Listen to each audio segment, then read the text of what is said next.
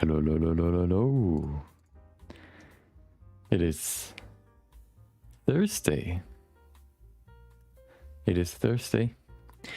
It is the 13th of May, I'm sorry.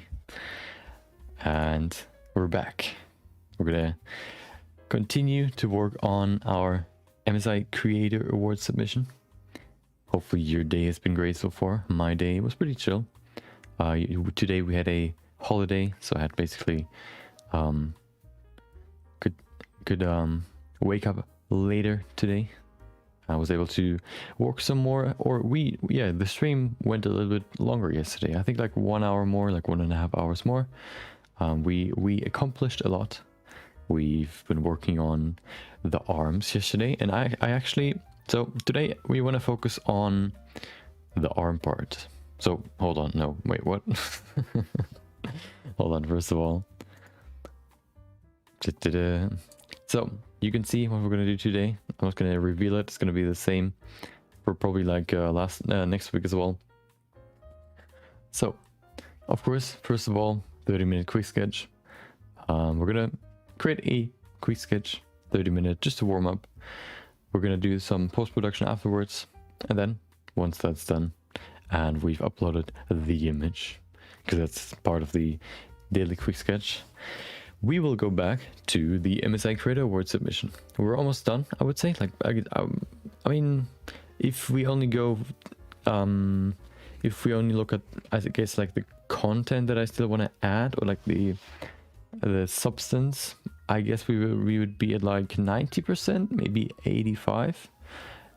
But maybe the time, it'll probably take like next week as well, but then we should be ready. If not, I think we still have like a half a week or so to finish it, and then yeah, then we have to submit it. So we do definitely have to get this done pretty soon. Okay, hold on, how much time do we have? We have next week. Oh, we have actually 2 weeks. Oh, so 2 full weeks. Yeah, I think we're gonna only need next week, and then we should be done, which will be exciting, seeing the final result.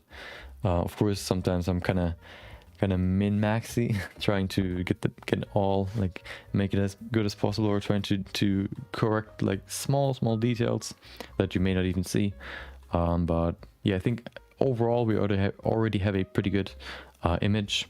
Now we're basically right now working on the materials, and then afterwards maybe some post-production stuff, some minor stuff. Oh, I also wanted to add one more thing to the head, but we're not there yet, of course, so we're gonna care about that later. Today what we're gonna do is we've been working on the inner workings of the hand and the arm yesterday, and today we want to do something else. Today we're gonna go to the cover, the visible part, and I have an idea. I don't know if that's gonna work. I don't know if it's gonna work. Well, we're gonna see. It's gonna involve turning images into 3D. I mean, turning images into bump maps. Let's see if it works. If I hope it works, because I think it could look really cool. So we're gonna look into that today. I've been looking into it a little bit. If we kind of maybe, yeah, I haven't worked with, I guess, turning images into 3D. I mean, into bump maps that much yet. So it's gonna be like a stream where we both learn something new. But yeah, we'll see. So of course, first things first, we need to go to Blender. Who would have guessed? And then we're gonna work on the quick sketch. Of course, as always, we need Roberto. So I'm just gonna quickly pull up Roberto, our model, our human rig, so we have something to compare the rest of the environment to. Hold on, where's my, there it is. So yeah, right now I'm trying to get better at environment modeling, which involves, of course, hold on, I'm kind of far back, there you go. which involves stuff like, wait, what? No, I want to get better at environment modeling. So what I'm going to do is I'm going to do the environment modeling in my quick sketches. I think that's a good way to learn learn something that you've never practiced before, basically. Because I think if you do, so when you do like 30-minute quick sketches, you can only focus on the basics, and also you finish an image or like a project every day, which means you have to be fast. In the beginning you're not really that fast, and you have to finish it in 30 minutes, which means usually when you're like a newbie in something, you can look at your old projects and see what you've done wrong to then correct it in the next image. And if you have to finish the image in 30 minutes, then you can take that knowledge and apply it the next day. So I think if you learn something new, or if you want to learn something new, maybe Blender, maybe something else, I think 30-minute quick sketches, or overall just quick projects that you finish in a day or even less, like maybe a few hours, might be the best option, because you have to focus on what you know. And then when it comes to having to stop, you have to stop. You cannot say like, oh dude, I want to work on this a little bit more. No, you're gonna stop. You're gonna look at what you've done, and then you're gonna apply the knowledge of what you want to do better next time to the next image. This way you don't get hung up on a specific image. You know that you have to stop, which means you cannot tell yourself, oh dude, no, I want to work on this a little bit more, like I want to move this a little bit over there. Nope, that's not gonna happen. You're gonna finish it now, you're gonna look at it, and you're gonna apply the knowledge to the next image. And if you do that every day, maybe even, I don't know, like multiple times a day, I think that is probably the best way to learn the basics of something that you want to learn that you know nothing about. At least from what I've learned so far. What I've done to learn Blender in the beginning was I learned the shortcuts and then try to apply those shortcuts to very, very small projects. Like for example, okay, I learned how to move objects. Well, then I moved objects. Okay, well, that's pretty easy. There's not really like an end product you can examine. But if you then I learned extruding objects and cutting edge loops into objects, which meant I was able to create a chair, like a very, very basic chair, like just a super blocky chair, which I then did. And then I was able to look at the chair and see what I want to do better next time. Usually if you've just started, you don't really know what you can do better, but you at least get to learn the workflow, which makes you faster the more you do it, of course, and you get more familiar with the tools. So yeah, I think quick projects, especially in the beginning, are a very, very effective way to learn new skills.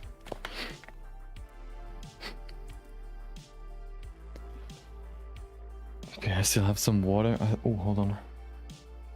Oh no, just a little bit of water left. I mean, nah, I'll survive. Okay. So, yeah, Roberto's ready.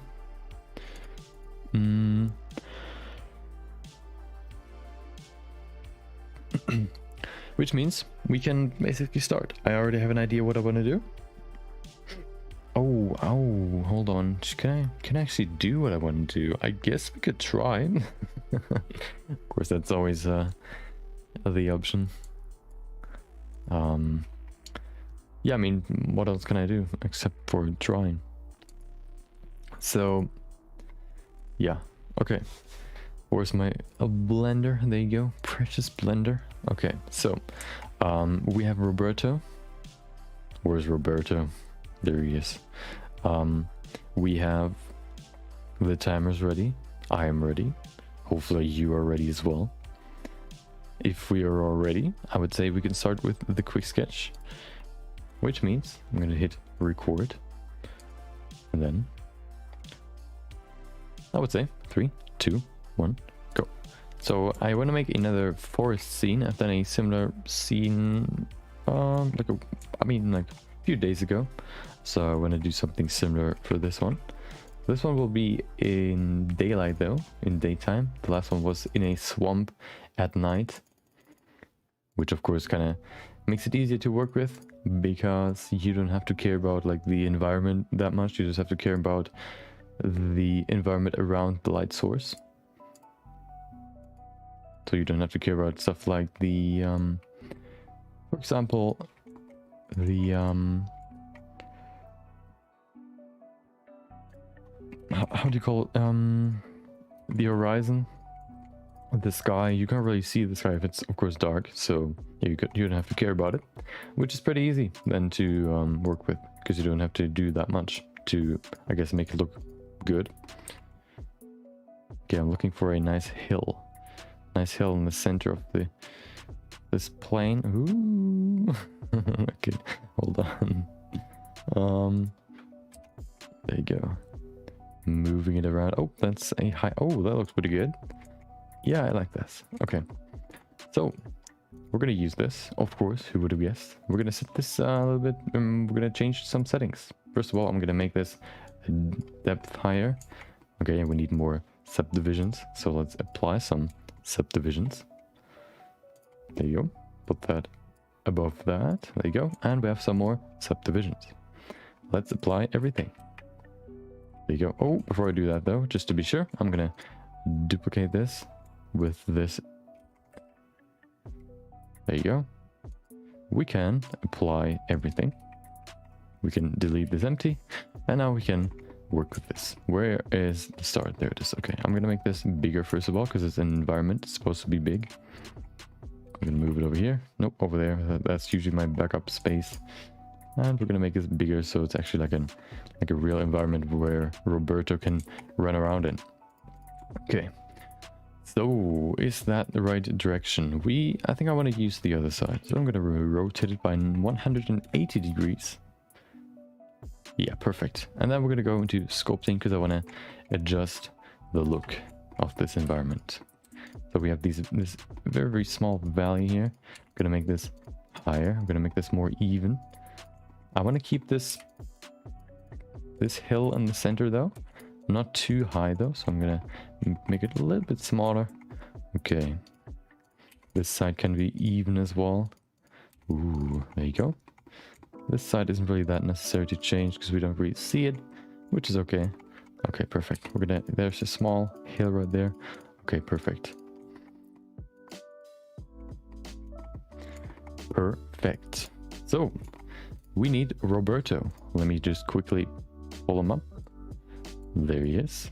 Append. Collection. Male human. Base mesh. There he is in his glory. We need you, my man. Let me just quickly delete all the overlays. We don't need those. We just need the MVP.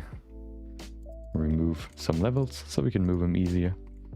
Now he's going to be right there. Okay. You know, I think I want to make this a little bit flatter. Like that. That's better. Okay. We need to make him smaller, or we can make this bigger. I think I'm going to make him smaller. That's easier to do. Oh, not bigger. There you go. Move him over here. We can also enable face snapping so he stands on the ground. Perfect. Of course, we need some room right there. Otherwise, the camera will capture the end of the world, which isn't really what I'm planning to do. There you go. Okay, we have a small hill, which should be big enough. I guess we could make it bigger later. First of all, what I want to do is I want to position this camera. The camera will be right there. There's my empty. Grab the camera. Whoop. Where is my... There he is. Okay. Pull the camera a little bit down. I want to make this focal length bigger, smaller. Let's make it, set it to 30. Usually what I use is 30 for these environments. This way we increase the field of view so we can see more of the environment around the camera. And we can still see Roberto right there. Perfect. You know, I'm gonna make it a bit smaller. I want to be closer to him. Or no, I'm gonna keep it right there. Okay. So let's save for quick. We haven't really done that much, but anyway. Quick sketch day 102. Oh, yeah. Welcome back, Vicente. Hope you had a great day. Hope you slept well.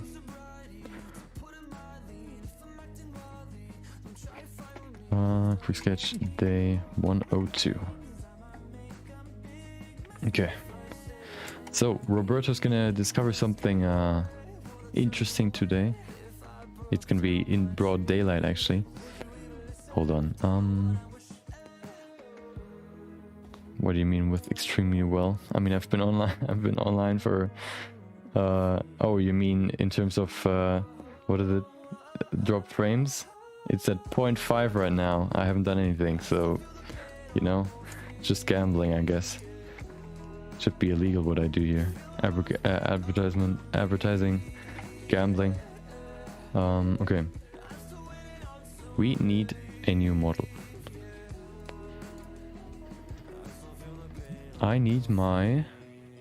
Oh, there it is. Pine tree model. Oh, I have to import it. Oh, hold on. Where am I? Oh, there you go. Yeah, that's what I said. It's just a gamble, I guess, if whether or not the stream goes well or not. Okay, hold on. I have to concentrate. OBJ. I gotta be pretty fast actually for this, so I'm gonna quick sketch. Nope, I'm wrong. Wait, am I in the right? Hold on. File, import, OBJ. Rock. I don't want to use a rock. I want to use my pine tree. Where's my pine tree? There it is. Grab him. Takes a while to load because he's pretty big. I don't know, they rather.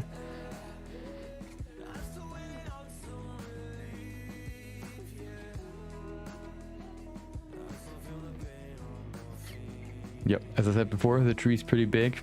Blender froze.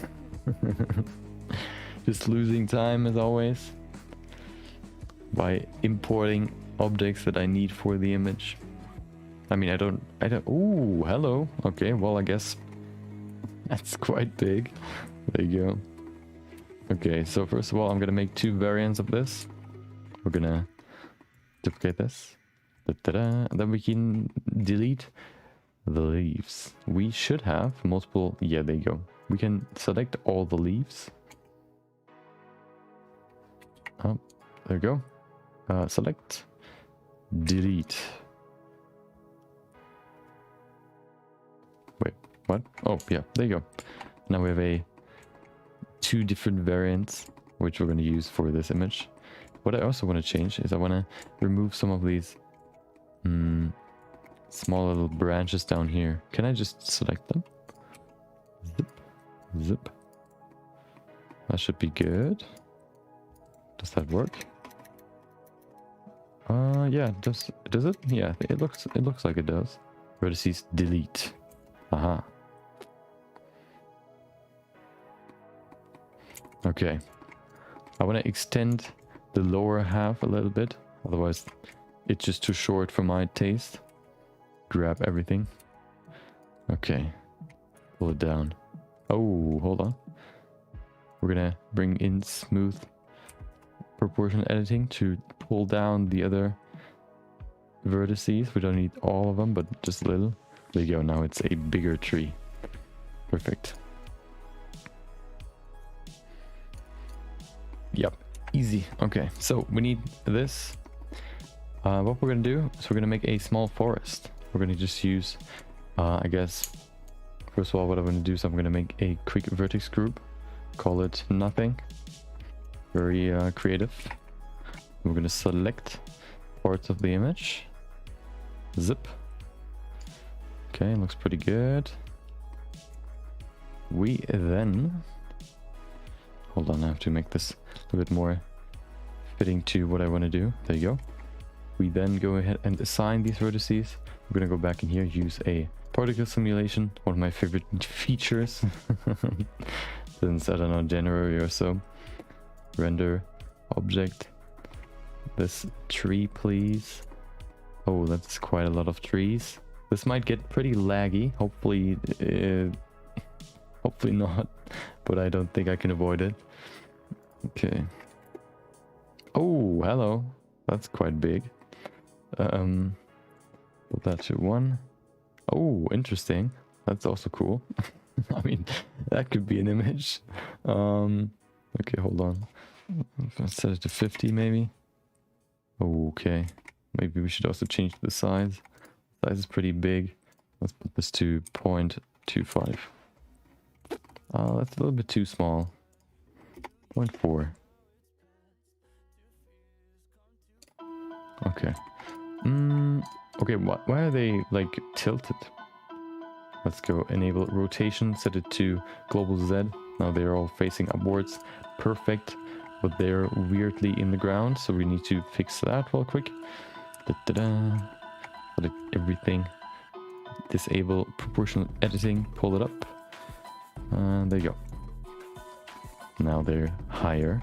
Perfect. We also need to bring in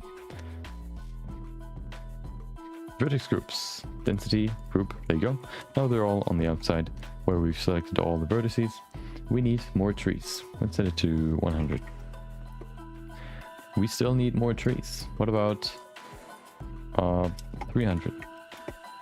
Oh, that looks pretty good.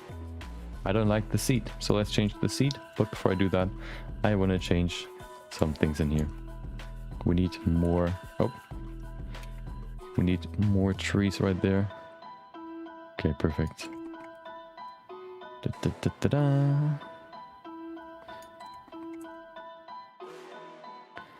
Okay, this is kind of like a gamble whether or not this will work. Maybe, hopefully. Okay.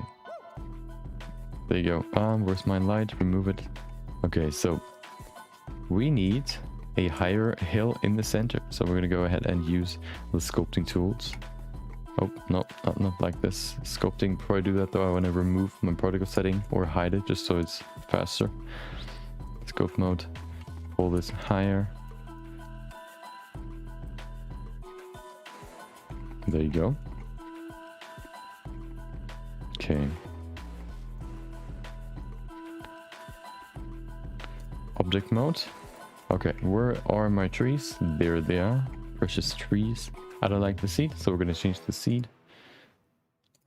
Nope.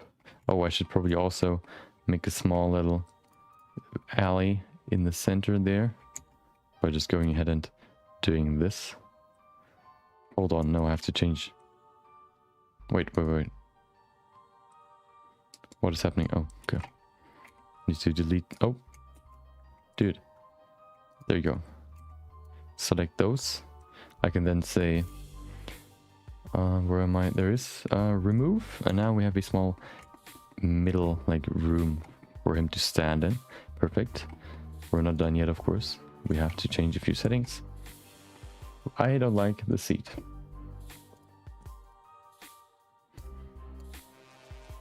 Oh, that's pretty. That's perfect. Okay, let's save real quick. Okay, so I'm gonna set this floor to smooth so we don't see these weird cubes. We have 16 minutes left. Okay, so what I need is, I think what I'm gonna do is I will, okay, let me just quickly make a board.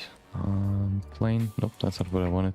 Cube, pull it to the side, make it into a small little board. Nope, not like this. Z, there you go. Make it longer. Okay, make it smaller. There you go. We apply everything. Scale and rotation. We can then use this board. But before I do that, I need another cube. I'm gonna make the house right up there. It's gonna be a house. Who would have guessed? Put that somewhere over there. I think that's a good position. Okay. Yeah, we're gonna keep the cube for now, and then what we're gonna do is we're gonna go ahead and put a cut right there, move that up, zip. That's perfect. I want to rotate this a little bit so we can actually see not only one side but multiple, so it doesn't look like super two-dimensional. Perfect. Now we need this board. I'm gonna customize this board a little bit. What I'm gonna do is I'm gonna put in some cuts. I'm gonna select a few of these. Oh no, I'm kind of sensing that this is gonna be too much effort, but I don't care. It's too late now. It's too late now. Okay, bevel. There you go. Just a little more boardy. Perfect. Now I need this. Grab it over here. And we're gonna paste it onto this house. Enable this. Do we need anything else? Close center media active. Oh, align rotation to target. Does that work? Ah, easy. Oh, hold on. Wait, what? No, okay. Well, that doesn't work that well. Okay. Okay, well, that just... Okay. Rotate it. Come on. Hold on, I have to... Oh no, oh no. Everything's going south. Hold on. Where am I? There it is. S, cursor selected. Objects at origin 3D cursor. There you go. Now it should work better. Zip. Oh, it's so in the wall. Oh my god. Okay, never mind. I'm gonna just work this in, I guess. It's supposed to be pretty... Oh. Pretty ratchet, so I'm gonna make it just like this.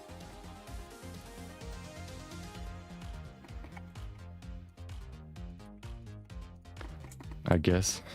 It looks so weird. But whatever. It's working, I guess. There you go.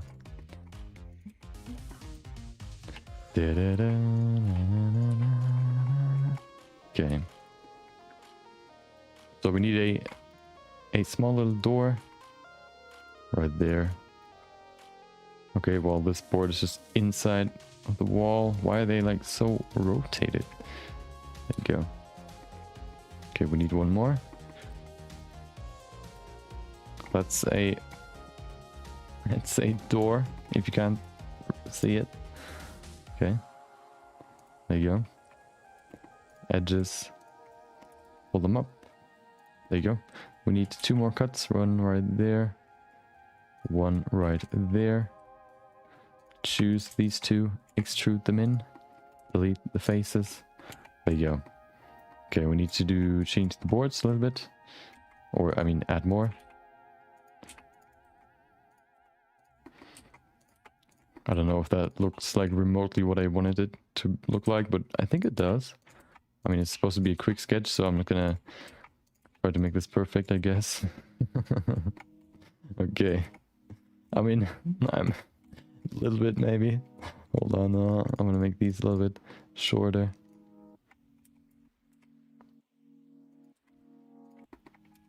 Okay, that's better. I need some more boards right here. Wait, did this board just... Oh. Okay, I need some more at the top. Rotate them like this. Perfect. Need a few more. Works for me. Okay. This looks so weird. I don't even care about rotating it anymore.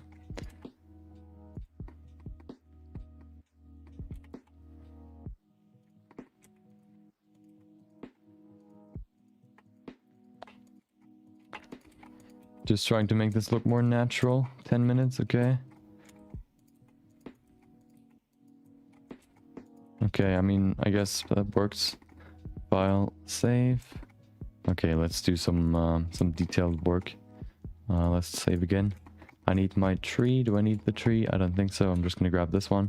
I'm gonna duplicate it so I can make some more specific trees that look like how I want them to look like. They just don't just spawn here and sit there like small little boys. Rotation, where's my rotation? There, just randomize a little bit. There you go. Okay.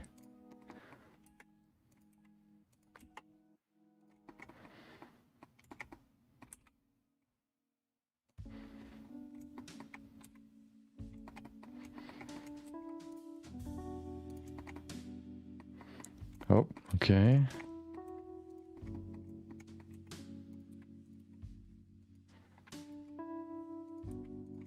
Making these bigger trees just to kind of block the road, to kind of suggest that he's not supposed to go there. There you go. Okay. Do we need some sticks? I don't think so. We have 9 minutes left, so I'm gonna care about the lighting more. Okay. So, next up, what we need is we're gonna pose him real quick, and then we're gonna do the rest. You know, I should give him some like random, or like some standard poses, so he doesn't just sit there and I have to pose him every time. He's gonna be determined to go in there, so he's gonna stand and walk in there very, very confidently, like that. Oh, move forward like that. We're gonna need this to be further back. There you go. Now he's looking like he's trying to intimidate the house. Hold on.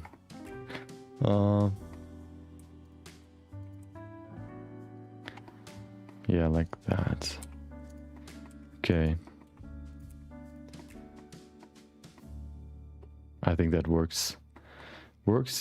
It is good enough. Okay.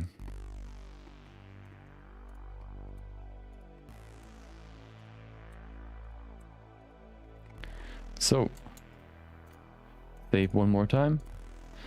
Okay. I'm gonna do some lighting.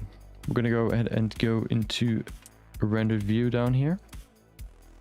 We can see a little bit of light. We're gonna remove that light for now. Going ahead and removing the Z light on both backgrounds. And then we need just a light to see anything. There's a light, a point light. I wanted to use point lights just to illuminate the whole scene for like a few, I guess, quick sketches to see if maybe point lights might actually be pretty good to use for these environments. I don't know.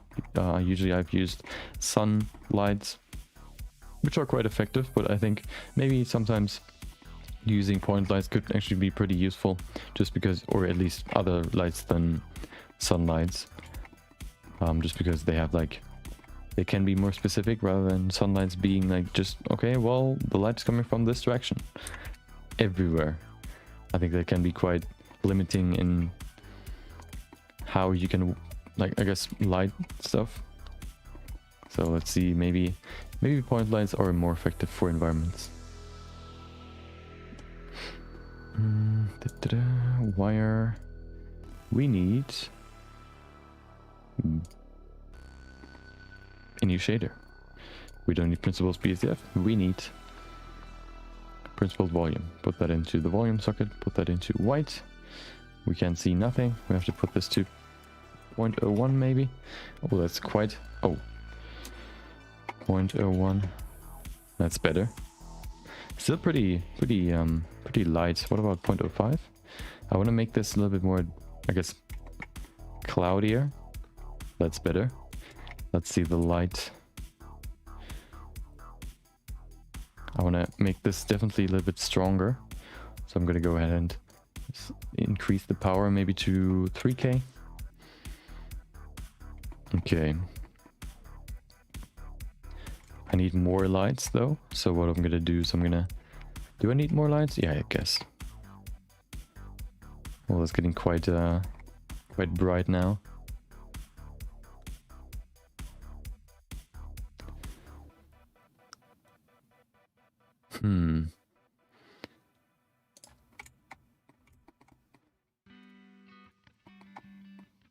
I think the house is getting kind of washed out by all the light right now.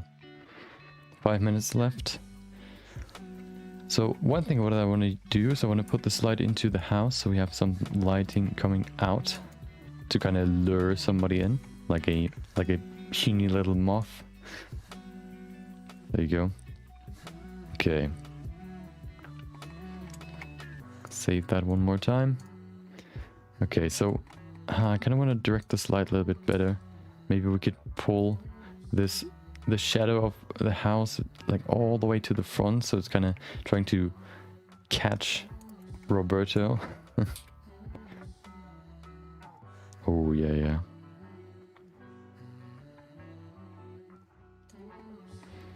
There you go. Okay. Let's save one more time. I'm gonna make a small rock real quick so I can use that small rock. Solid. Let's make a quick cube. Where's my cube? There's my cube. We're gonna give it one subdivision. I'm gonna shape it a little bit differently. Move this over here.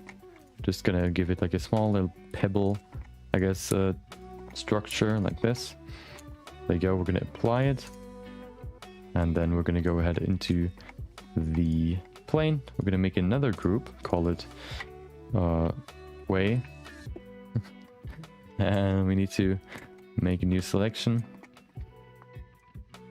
Where's my... Hello? Oh, there it is. Make a small way right there. Easy. Okay, we're gonna assign that. Hopefully that won't be too, I guess, intense for the PC. I don't know. We'll see. Only way we can the only thing we can do is try. So hopefully it works. Render object. Where's my stony boy? There he is. Okay.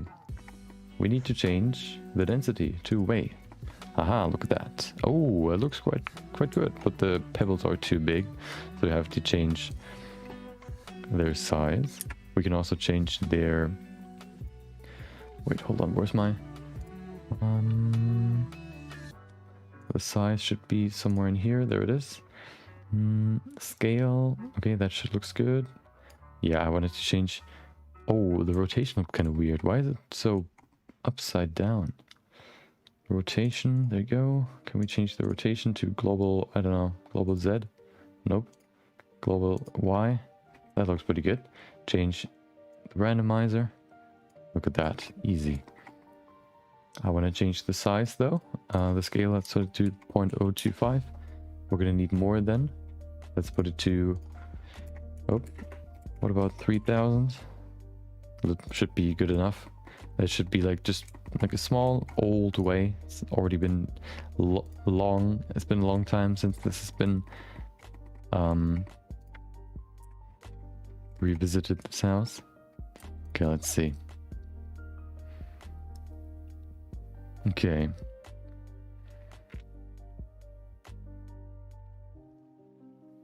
Okay, well, I guess this won't be a daylight scene, but I mean, yeah, maybe daylight scenes aren't really, or you can't really use point lights for daylight scenes. Maybe, I don't know. I don't want to change it now because it'll just take too long. Okay, so, you know, I don't know if grass is really like useful right now.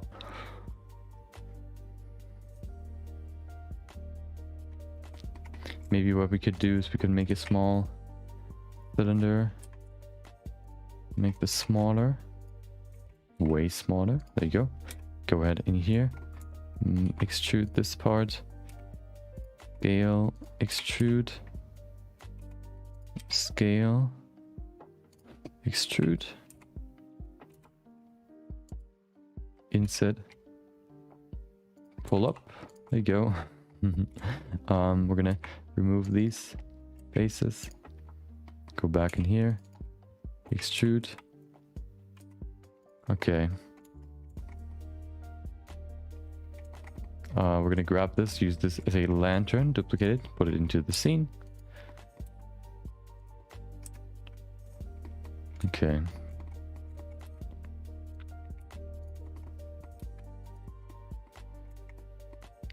We need something to use as a light bulb, which shouldn't be too hard to come by. How about a UV sphere? Put that into the lamp. There you go. Hopefully that doesn't look too horrible. 6 seconds. Hell yeah. Oh no. Emission. 10. 50. What about 50? Okay. Let's see what the render says. I can't really tell right now because it's so noisy down there. I don't think we need the lamp, so I'm just gonna remove it. There you go. Okay. Let's see. Let's see what the render says. Let's set it to 50%.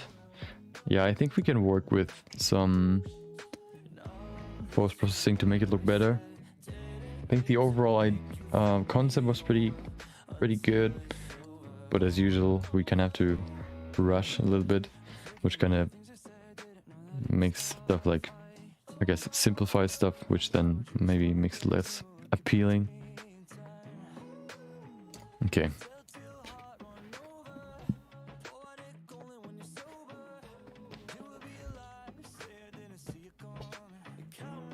Yeah, I guess the ground being very flat or very smooth kind of looks weird, but I mean, yeah, who cares?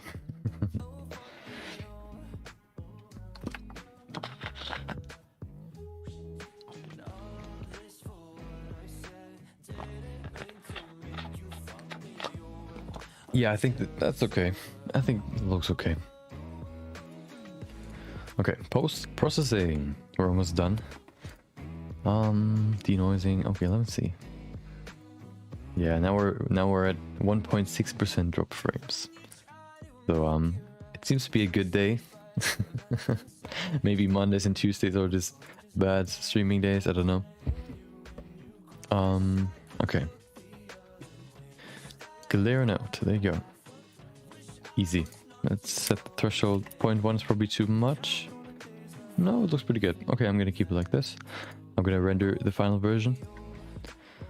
Put it to 100%. Times 4. Times 2. Oh, not plus 2. Times 2. There you go. Save. Render. And there you go. Yeah, I have a pretty cool idea that I want to try for the cover. For the MSI, or for the arms. For the cover parts of the arms. To give it some more detail. Right now they're like completely flat. Don't really have that much detail. I thought about either creating a custom like texture with some decoration on it, I guess, or I think I have a cooler idea, but I have to see if we can actually if it actually works. We're gonna have to play around with some new technology that I've never used before, turning images into bump maps, which we can then use on a model. We kind of have to see if that works. And then 10 minutes. Oh, 11 minutes. Okay, well, I guess we have to turn down the 256. The samples. Okay. Yeah, I want to try new technology. Gonna discover, or we're gonna venture into a new section of Photoshop, the 3D section that I've never used before. It's gonna be interesting to see if we can get some good results.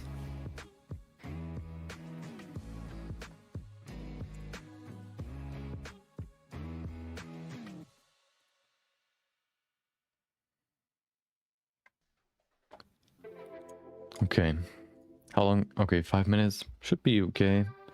It's still going higher, but oh, it's up. Nope, it's still going higher. Yeah, I mean 5 minutes isn't too bad.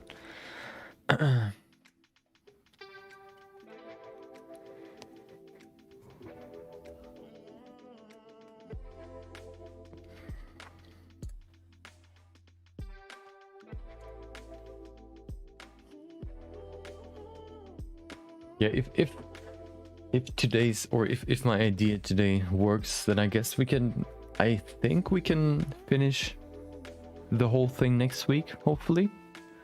I just previously looked it up and we have 2 full weeks left. So if we can finish it next week, we have still like 1 more week to work on it. But I think we can finish it in the next week. I mean, if this works today, then the last thing we have to do, or I wanted to add like 1 more thing to her head, and then that should be it. So yeah, hopefully it works. I also thought about maybe adding something glowy to her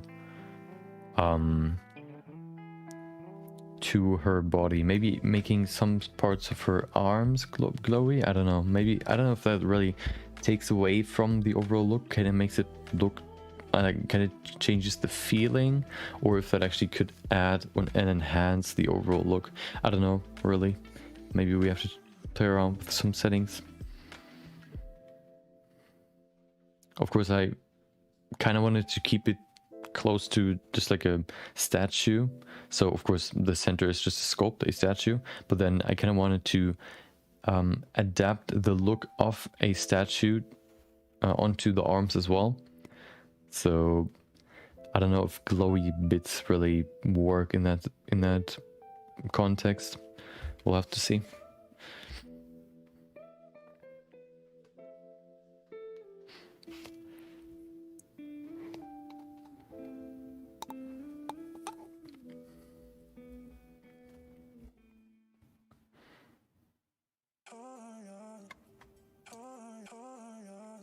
Okay, let me see. I'm just gonna quickly go through.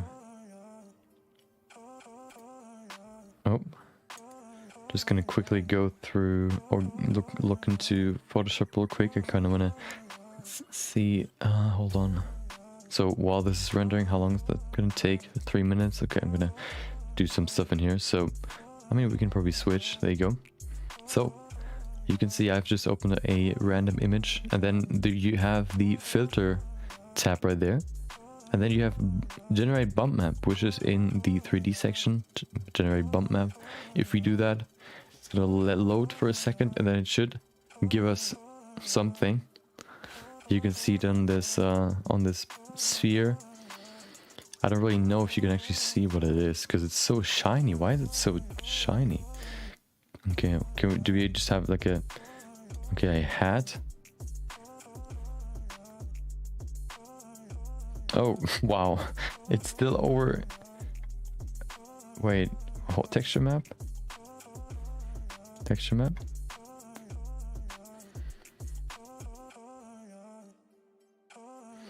Okay, Isn't there like just a cube? Ah, that's a cube. Let's see what does it look like. Tell me, show me. I mean, so you can see what a bump map looks like, but this one doesn't really look that good.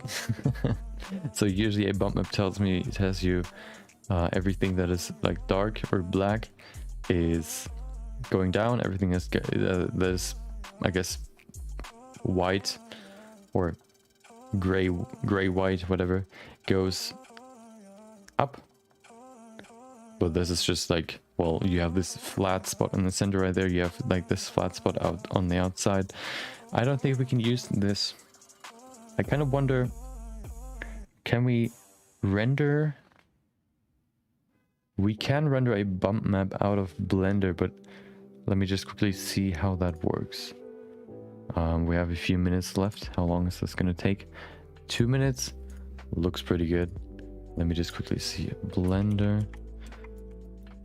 Render image as bump map.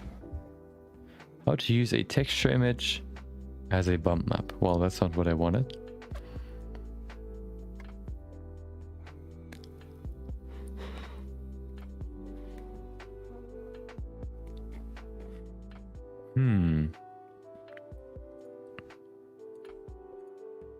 Okay, we're gonna look into that a little bit later.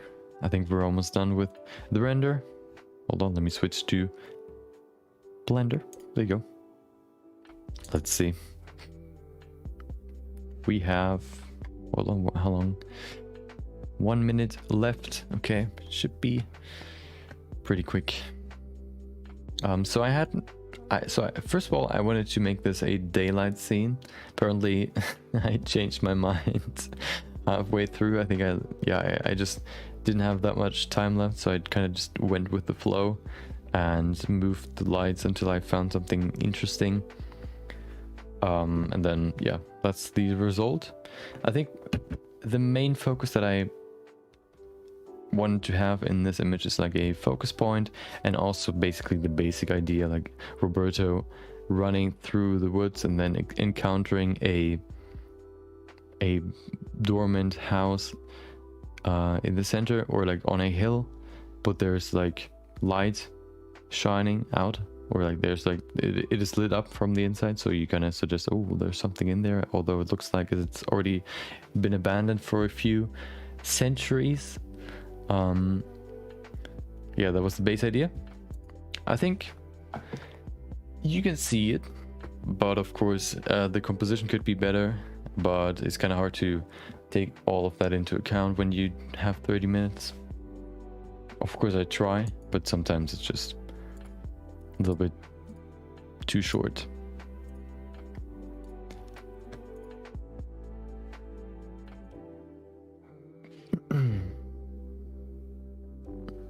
Oh, post-processing. There you go. Okay, so I'm gonna grab this and I'm gonna save it. We can then go back to Photoshop to do some post-production. Quick sketch a day 102. Okay. So let's hold on, I have to import it into Photoshop. Oh, I'm in the wrong folder as always. There you go. Import, switch. Oh, hold on. Whoop. There you go. Okay, so let's do some post-production. First of all, what I'm gonna do is I'm gonna grab my selective color correction and bring down the black parts. Ooh, make it darker. That's gonna turn the sky darker as well. That's what I wanted. And then the gray area, should we make this darker as well? I kind of want to still show Roberto in the front, so we cannot make it too dark. But I like this. I think this is good enough.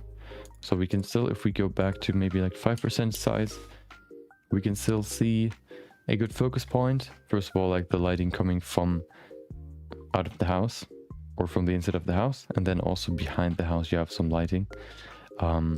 Roberto is kind of hidden, but I think that is just the problem lies in the composition, not really in the lighting. I mean, yeah, in the lighting. So yeah, that's just how it is, I guess. I'm not going to change the composition now. Do we need some contrast? Ooh. No, I'm going to keep it like this. Okay. We need the good old texture. There you go.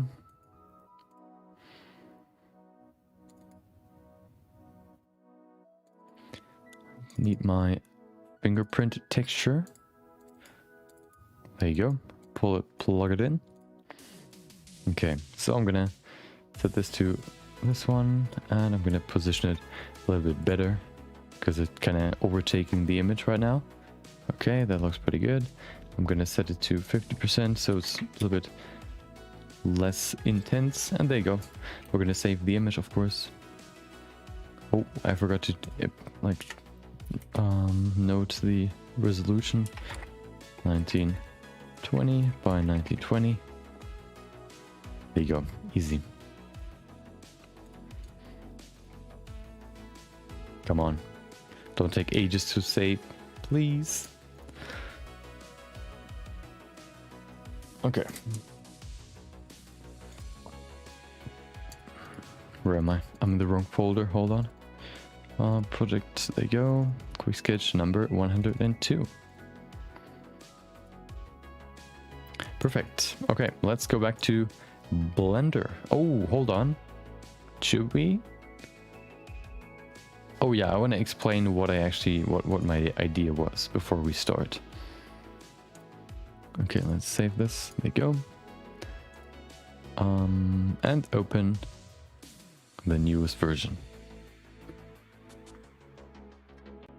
Hopefully it's not going to crash so far. Okay, perfect. Wait, what? Okay. So, but before we go into this, of course, I'm gonna upload the image, so I'm gonna need to import it as usual. There you go.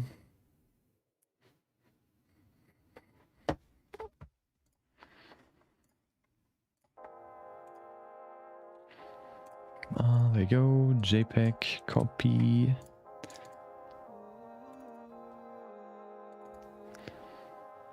I still have like, how many? 56 images, 56 quick sketch images in my, on my phone. Okay, or almost 56, maybe like 50. Okay, so everything's ready. We're gonna talk about my idea in a second, but before we do that, we're just gonna quickly upload the image. You're gonna see the good old compilation. I'll see you in 3 minutes. Have fun. I'll see you then. There you go.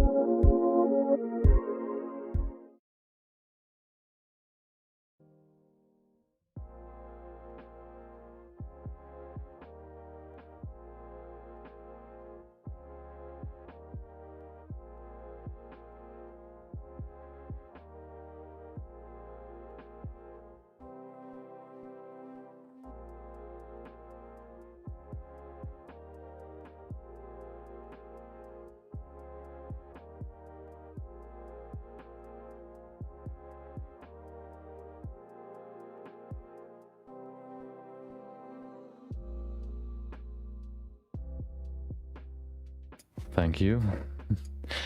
So let's talk about my idea. You can see in the main reference for the arms, you can see these floral patterns applied or like on these cover pieces. So I looked through, first of all, where or from which epoch or like from which century or art time this statue comes from, and it was the Hellenistic it is like basically Hellenistic art, which involves a lot of, or it's basically Greek art. It's somewhere around, I think, 1500 after I don't know, King Augustus died.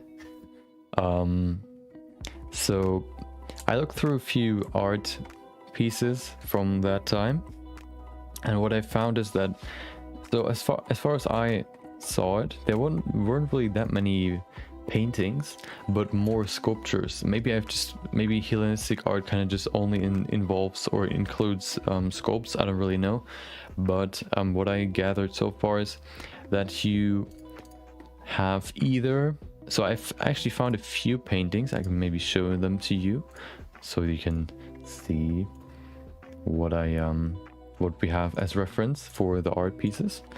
Hold on, where's my projects? There you go. I need to go ahead and use, there you go, material.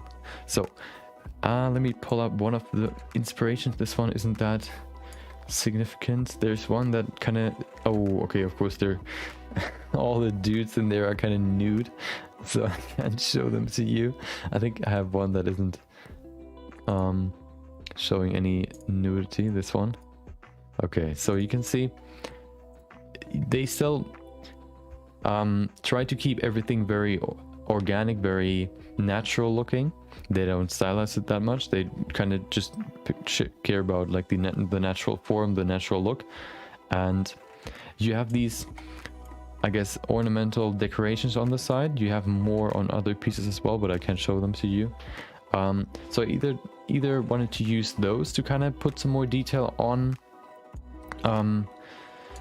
the hand. You can see you have some similar detail, I guess, or some similar, I guess, paint jobs or like whatever decorations on this hand. So either something similar to this, maybe with bump maps rather than just, I guess, some sort of paint job.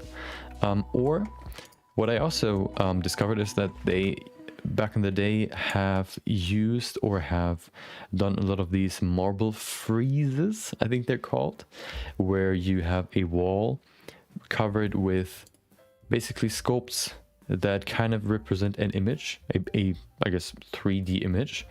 I can show you one of those. Hold on, marble frieze. Let me just quickly pull that up. Marble frieze. Okay, so okay, the problem is I don't know if you can. Okay, I'm gonna pull up a specific image so I can show it to you, just to be sure that there's nothing showing that I can't show. This one, no. It's kind of hard to find a good image. Is there any? Oh, this one? Nope, that's not. Nope. Oh, this one. This could work. Okay, so you can see that's a marble frieze, basically a, I guess, 2D image, but sculpted. You can see, of course, it's not two-dimensional. It's rather like it is a sculpt, but it's kind of built like an image. Everyone is looking to the left or to the right, so they're basically just two directions, two axes. And you can also see some smaller ones up here. So we have some decorations to, I guess, draw as inspiration. And so I either thought about using these decorations, these rather 2D decorations that you can see in these images, right, or in these paintings or whatever they are, these ones, and put them on the arms to give them some more detail. Or I think the cooler idea would be to adapt this marble frieze and create a wall of, or like a texture full of these marble friezes that I can then turn into a bump map. So I can then apply the bump map onto the cover so that it looks like as if all these marble friezes got carved into the cover. I don't know if that was understandable. So basically I want to apply these, I want to put these dudes on this, on this cover, for example, or over here. So you can then see these small dudes sitting there, and you can see every single one carved in there. Yeah, that was my idea. So what we have to see is, my idea was either a man from behind. What do you mean? Is there a dude right here? This one? So my idea was either to grab this, kind of, I guess, put it together in Photoshop so I have like a continuous image, and then maybe I can turn this into a bump map, which looks similar to this, of course, as a texture. Maybe that works. Hopefully it works. There's a specific function in Photoshop that I showed you before where you can turn images into bump maps, but it didn't look that good. Maybe there's another option or another way to do it. I don't know. But yeah, that's the plan. So we kind of have to. I wanna in this, like today, I wanna play around with some ideas. Maybe hopefully get this to work, so we can then detail the arm a little bit more. So I think what I'm going to do is I'm going to save this real quick. I don't know if I have already. No. Okay, let's go back to Blender. No, I want to go to Photoshop. Nothing's in here. Let me just quickly open up the marble freeze. Where's my freeze? I need it. So first, I don't really understand just yet how this function really works. So how Photoshop tries to turn this into a bump map. Let's duplicate this. So if we go into the filter, we can see 3D bump map. We can generate that. Let's see what it does. Of course, first. Oh, okay, it's already done. So we can either. Can you see that? No, you can't. Okay. Okay, hold on. You can set it to this one. So you can see it kind of shows you the 3D view as well. So you can see the dude sitting there. And if we go in here and switch this to a cylinder, hopefully, I mean to a cube, hopefully. Yeah, now we can see what it looks like. So it kind of keeps some of that detail. So now let's see if we can maybe customize it a little bit more, make it look, I guess, more detailed.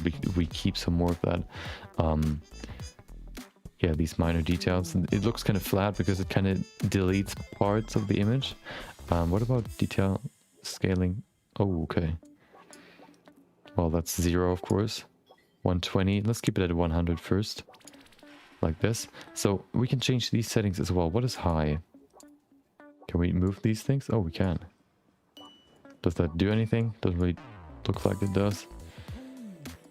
This one? Nope. Okay.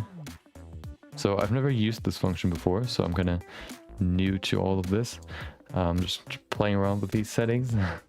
See if that, like, if there's anything really, or if this is useful for us. It doesn't really seem like these settings here do really that much. What about the bump? Well, okay, well, I guess that just does nothing. So I know that there's a program or a script that can turn images of people into 3D models of those people, of these people. I wonder if there's a similar, I bet there's some sort of tool to do the same for images, or like to turn them into bump maps, but I don't know. So it seems like these settings don't really do much.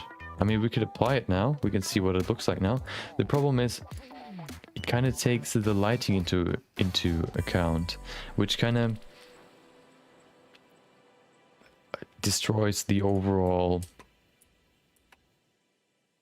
bump map, because the bump map works off of course, bright spots being higher or being bigger bumps than dark spots. And if there are, like, for example, up here, this bright spot, that means that this part will be a higher bump than this spot, which of course isn't true, because this is a slope, so this should be further or like deeper than this part up in the front. So I want to see if we can change that. There are a few filters that we could try.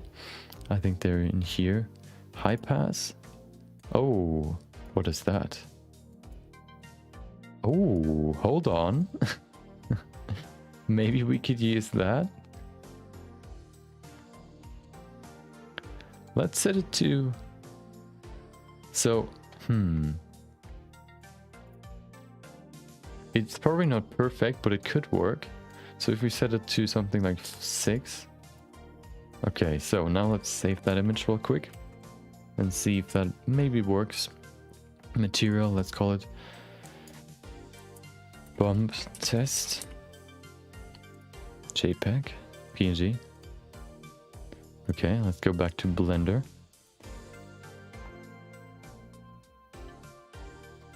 Okay, so let's see. So if I make a new plane versus Blender, there it is.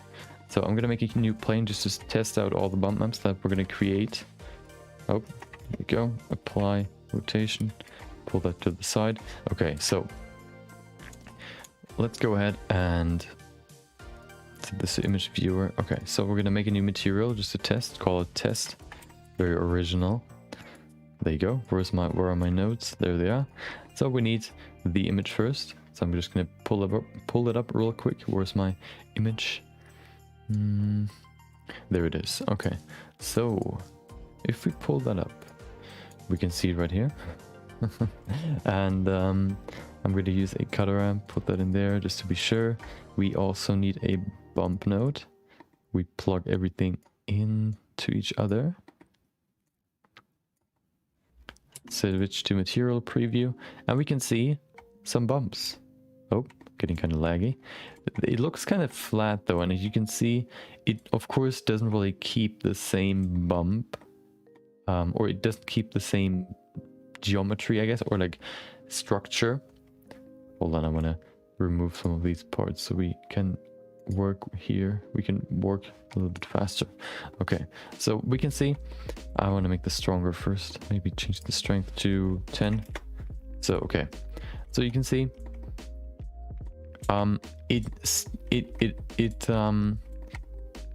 it doesn't look too bad. The problem is it looks kind of, first of all, if you set it to 1, you can see it's very, very flat. You can also see that it doesn't really keep the same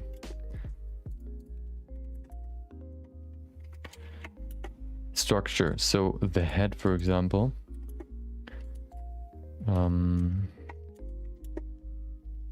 is caving in, and you can see this crease around his head, which of course isn't really the case in the original sculpt. The case in the original sculpt was that there's just like there's a wall behind him, but further behind him, it's not like on the same level as him. We can't really see the heads that clear. Of course, we could clear that up. Maybe it also just depends on having to clean up these textures before we can apply them, because right now they're pretty bumpy. Especially up here, you can see it right there. Many artifacts, or at least weird things going on. So that is probably like the easiest option, how we could create bump maps. Of course, it doesn't look that good, but I mean, usually if it's the fastest and the easiest, it's not perfect. So maybe there's a better option. Let's see. So what I actually wanted to do is, if I use a adjustment layer first, so I kind of want to see if I can level out the two, like the bright spots and the dark spots. So I think contrast could work for that. We remove the contrast, we can kind of make everything level, although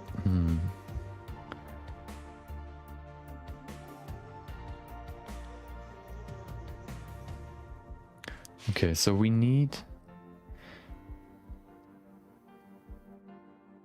selective color correction maybe. What if we go ahead and go to the white spots and push them down? Now everything is darker.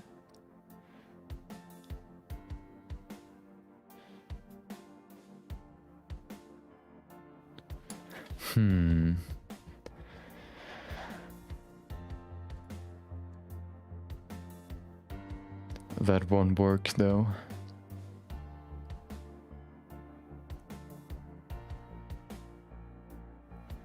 Maybe we could play around with these settings to create a good bump map, maybe, I don't know. No, I don't think so.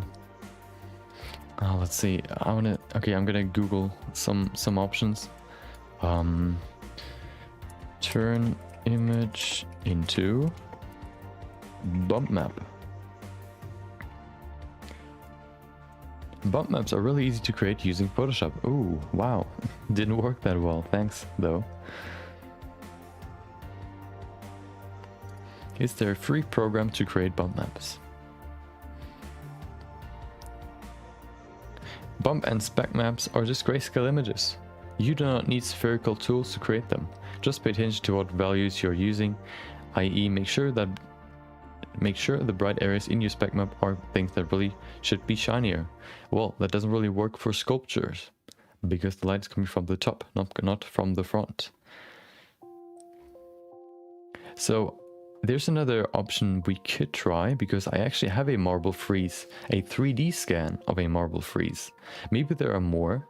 We could maybe grab those and create our own bump map. Great short how to. Normal maps and how not to do them. Okay, well that doesn't give me anything. Crazy bump. All the cool kids are using it, okay. Show me. Oh my god, how old is this program? Look at this demonstration, hold on. Switch the scene, there you go, look at this. Oh no. Hold on, I have to show you the first part. Zip. I first thought, I mean, maybe that's just the style of the whole website, but I don't know. I think this is supposed to be like serious. Crazy bump is thinking. Puny humans are instructed to wait.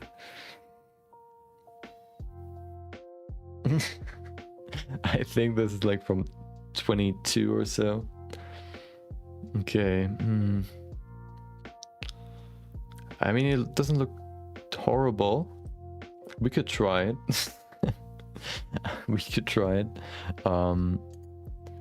Okay. Download crazy bump. Wait, what? Well, yeah, we can try. Let's go back to Blender real quick. Hopefully this doesn't take too long. Okay, desktop. I'm just gonna make a new folder so I can immediately delete it if I don't want it anymore. Crazy bump. Put that in there. Okay. Where's my crazy bump? There it is. Okay, so let's open it up. Yes, please. Hello, crazy bump. Oh, it's just an exe, or is it? Hold on, I agree. Oh no, it's not. Okay, have to install it first. Desktop, crazy bump. Okay.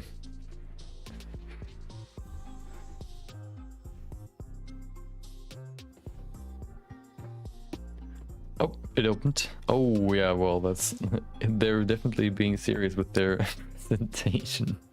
Click to license this program, click to visit the forum, click to join mailing list. Click this button to begin. Wait, why? Okay, well, I don't care. Open height map from file, open photograph from file. Yep. So let's grab the image. Oh, hold on, I have to probably, can I show you this? Oh my god. Okay, hold on, you have to see this. Oh no, that's the wrong one. Look at this.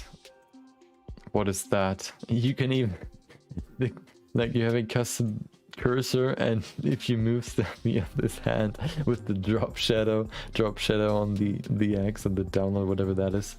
Okay, let's open up our image. Oh, I'm in the wrong folder. Where am I? There it is. Wait, what?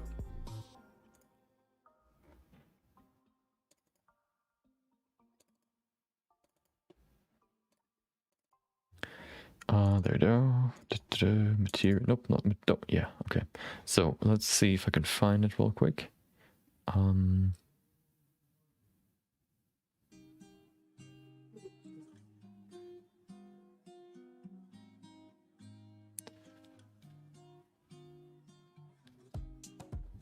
Yeah, everything's old.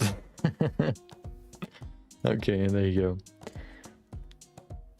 Okay, let's see what's gonna happen. Oh, did you see the... Oh, wow, what is that?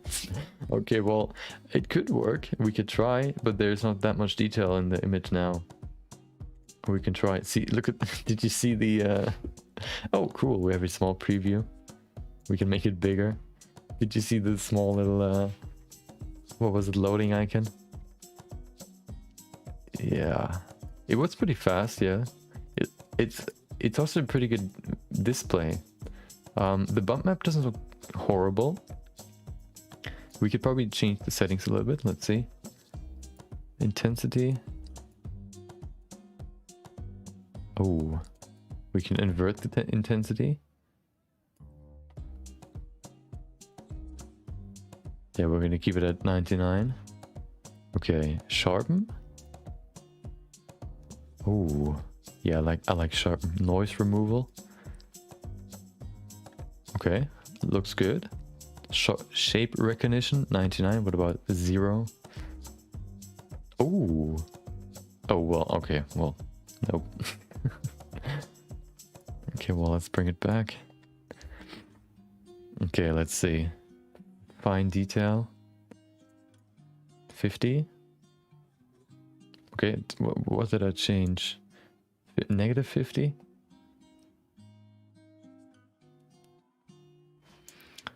Okay, can we zoom? Oh, we can zoom in. Okay. Okay, so it's definitely better than Photoshop, which is kind of sad because it's apparently like a 60-year-old program. Medium detail, okay. Large detail.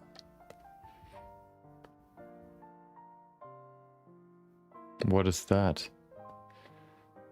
Okay, well, what about removing these? No, hold on. Oh no, that's not what I wanted. What about this there? Over there? What about this? Okay, nothing's happening. Very large detail. Loading. Okay, what about increasing everything to 99? I'm gonna just crank everything up. Maybe even very fine detail. There you go. Everything to max, to the max. Okay. So it looks pretty... Oh, it even keeps the shape of the muscle. Look at that. You can see it's like going outwards. So it's definitely not bad. That might be the best option that we can come up with right now. It is pretty good. It's not perfect. Maybe, I mean, that's probably expectable if we're gonna give it just some random image. What about displacement? Is that different? Oh, okay. Displacement, map depth, occlusion. Ooh. Specularity. Diffuse. Okay. We could even use the occlusion map, maybe. Maybe. Power. Okay. Enhanced detail. Oh. Okay, hold on.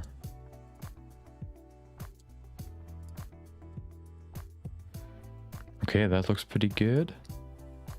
What about the power? Okay. Oh, yeah, that might work. Hold on.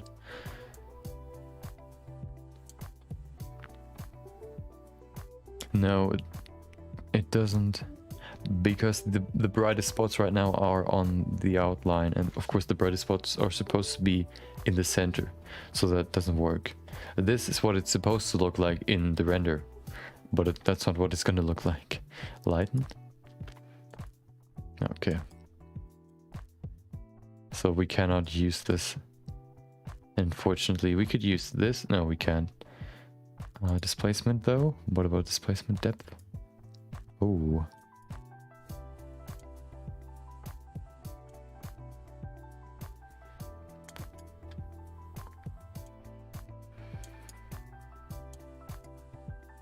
Enhanced detail? Oh, okay. See, now the light spots are kind of on the edge, but you can see right there you can see on his shoulder, for example, the bright spot is not right at the end of his shoulder, but like on his shoulder. I don't know if you can even see this. So that could actually work.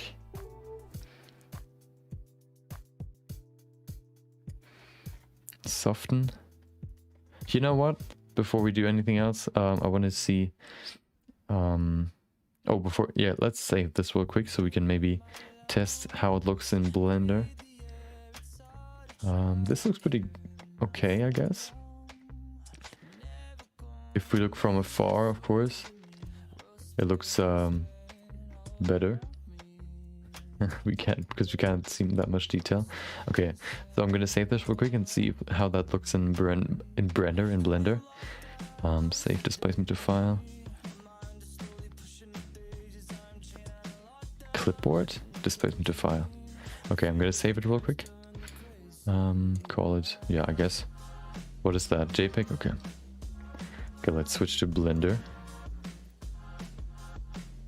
Okay, let's bring in the new candidate. I'm gonna leave this in here just so we have, I guess, a comparison. Okay. Let's bring in the new boy, the new contestant. Where is he? This one? Yep. Okay. Let's put him in. Okay. I guess we have to invert it. So we can see. Oh, that's weird. So the problem is that it's kind of it removes the whole smoothness. It's not smooth anymore, but I think that is because we have that is just the nature of bump maps. I think we cannot really make that like super smooth images or super smooth transitions. What does that look like in rendered view? Hold on.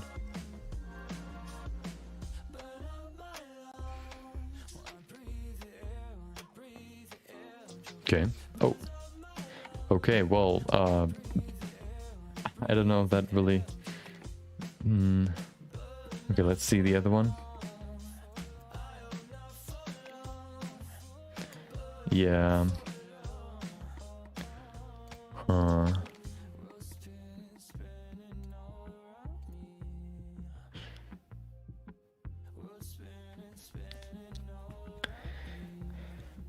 Okay.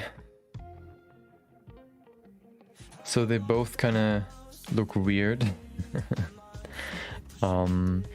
Okay. So first of all, what I want to see is I want to see if I can Google just like, okay, let me see if I can Google marble freeze bump map. Nope, that's something completely different.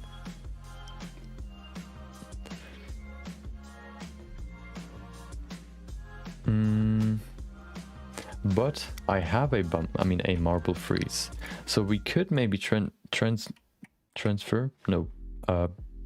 this into a bump map. We could try that. So what I'm gonna do is I'm gonna save this real quick. I'm gonna open up the new file, or I'm gonna make a new general window. Okay, so let me open up the freeze. Oh, I have to import it, I think. Or is it a blend file? Let's see. So we don't need crazy bump anymore. Let's delete it. Okay, see ya. Thanks for your service. It's been great. It was fun to see. Fun to get back to, or to travel back to 1980 again. Okay. Oh yeah, my marble freeze. Where's my marble freeze?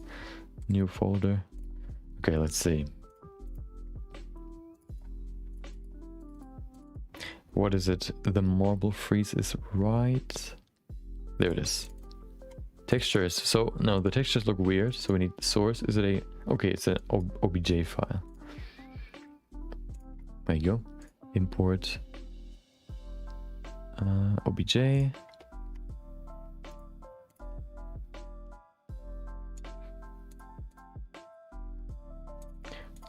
Freeze. There you go. Source. There you go. Okay, that's the freeze. It looks kind of weird because it's 3D scanned, so the resolution isn't really that high, but at least we can see some. We have a 3D image that we could use. What I'm gonna do is I'm gonna go ahead and I'm gonna apply the shader as well, or all the shaders. Oh, it's already applied. See, look at that. So the problem is we can't really use the textures. The textures add more detail. The problem is the textures also add lighting. If I remove this light, you can see the lighting is still there, which isn't really useful for the bump map because it's going to make all the dark spots darker than they're supposed to be, which will be a problem.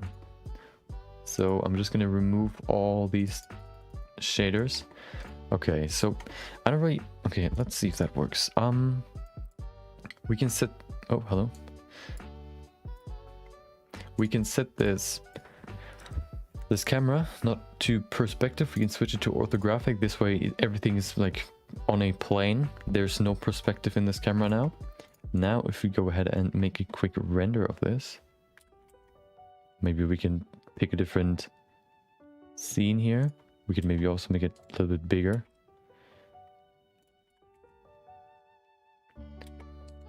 To fit the whole frame with just a single scene, so we can stack them on underneath each other.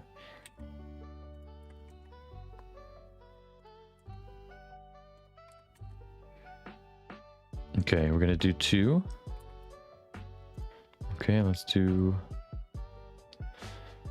How... Oh, hold on. Yeah, let's just do 2 right now. There you go. Okay. So now if we go to rendered view, you can see these bumps. We can now go ahead and... Can we see? No, we can't. So what I'm going to do, so I'm going to go ahead and go into the world settings. What if I make this brighter? Yeah, that doesn't really work. What we could try though is we can go ahead and make a new shader for this thing. What we need is a input geometry pointiness. There you go. We then need a converter color ramp. We put the pointiness in the factor and put that in there, and we can see the thing changed a little bit. If we increase the black, so we can see what happens. Oh, look at that. We can the pointiness I guess node does what it says. It kind of the parts that are close together get darker, and the parts that are just, I guess, like a concave, no, not concave, but what is the other one, when it's basically like round, it's going to be brighter. This way we can create our own bump map out of this geometry. So if you do it like this, for example. Okay, so let's see if that works. We have to, of course, apply it to this one as well. Ta-da, to the bottom. Freeze. Okay, so we have 2 of these. We're gonna render this real quick. Do I have to change something? I don't think so. So let's do that real quick. Render image. Of course, it is very, very low res. So if we can't really find a good marble or like a good freeze that's already existed, my idea was to create my own using Roberto. Basically putting him into multiple poses to create like a freeze and then converting that into a bump map. Either doing that by rendering him or trying to use this pointiness node to create my own bump maps. We'll have to see which one works best.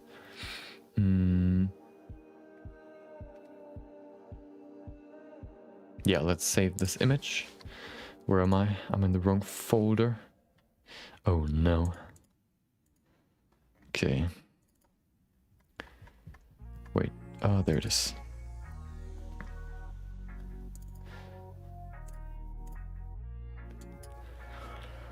Okay, call it, I guess, bump test. So many test images in this folder. Okay. Let's bring back. No, we don't even have to bring it back. We can do it in here.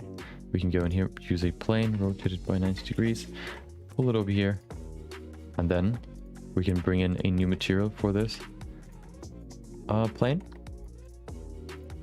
And we can import this image. Where is it? Show me the image.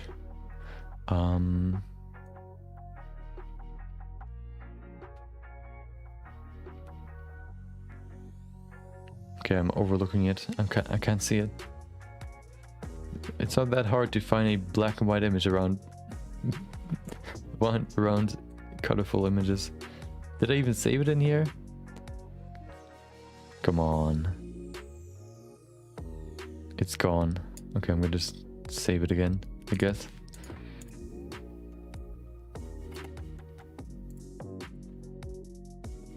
Hold on, can I just... Texture, image texture, can I just pull it from the cache? Render result, aha! So is that actually... Okay, perfect. So we have the render result, the texture. I'm gonna use a bump map, there you go. Put that into the height, and normal to normal. Oh, look at that. Wait, oh. It even copies the the roughness, or like all the geometry. That's funny. Okay, I have another thing that I want to try then. So, if that works, what if we go ahead and make a new cube? Make it bigger so it fills the whole scene. There you go. We're gonna pull it back by 1. Nope, that's I guess 1 by 3. Okay. Now I need Roberto. Let's spawn him real quick. Okay. He's gonna aid us multiple times, not just once today. Okay. Oh. If he doesn't like that, he has no choice. Okay. Gonna delete this part. So, we're gonna change that back to 0. Okay, so let's pose him on this cube real quick. I'm gonna put him right onto the cube. There you go. Oh, hold on, we can already see some ambient occlusion, but that's not what I wanted. I'm gonna put him in the center right there, make it bigger.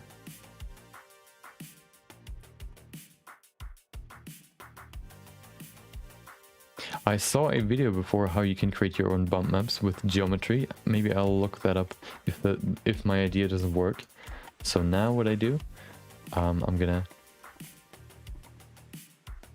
go ahead and keep it like this. Maybe I'm gonna even bring one of his hands forward a little bit more just to test stuff like that. Okay.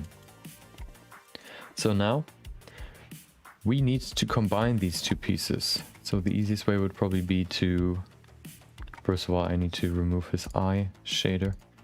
There you go.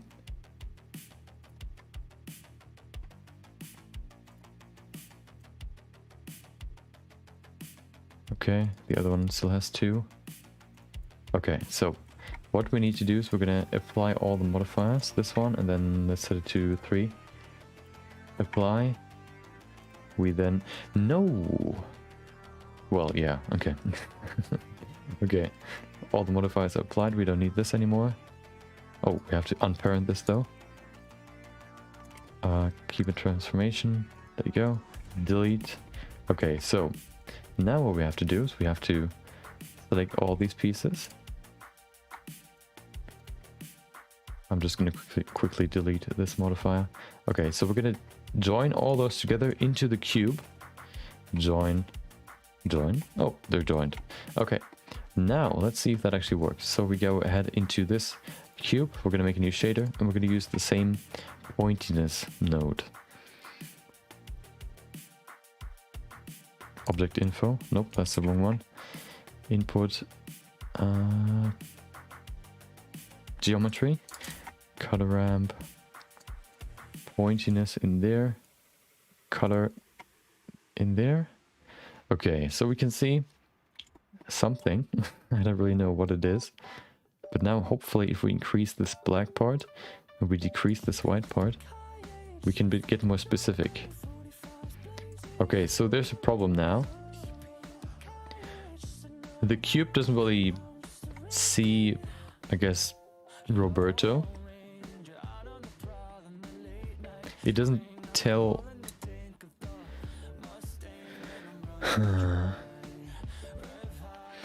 Okay, this apparently doesn't work. I guess... Oh, yeah, I remember now. I remember. So, we have to do something else. We can... Yeah, and I know I remember. Okay. So, we see now everything is joined into a single object. So we can now use a texture, which is the gradient texture. And if you remember how a bump map works, if this is a finger and it's like facing this direction, and you want to emulate this bump, basically, if this would be the plane. Hold on. So a bump map is basically, if this is a plane and you have like a bump map, this finger should be applied onto this plane as a bump map. You would have to paint the furthest spots that are, or like the tip of the finger into white, because white means it is furthest out from the base. If it would go like in, you would have to paint it black. The center, right, this plane is gray. And to create your own bump map using your own geometry, what you have to do is you have to use a gradient which goes from back here all the way to up there, so from white to black. And then you have to basically go ahead and use apply this gradient texture, or gradient texture to this object, and set it so that his fingertip, the most forward thing in this image, or in this geometry, which is his fingertip, is white, and then roughly the height of this face right here in the front of this cube will be gray. That's what I'm going to set up now. We can see it's falsely set up, so we have to change this to object. Okay, so you can see it paints Roberto as well. We can already see this one's brighter, so this would actually work. You can see... Oh no, you can't. Okay, well, I'm gonna set it up first. So we need to change this to rotation Z. Set it to 90. And it actually works immediately.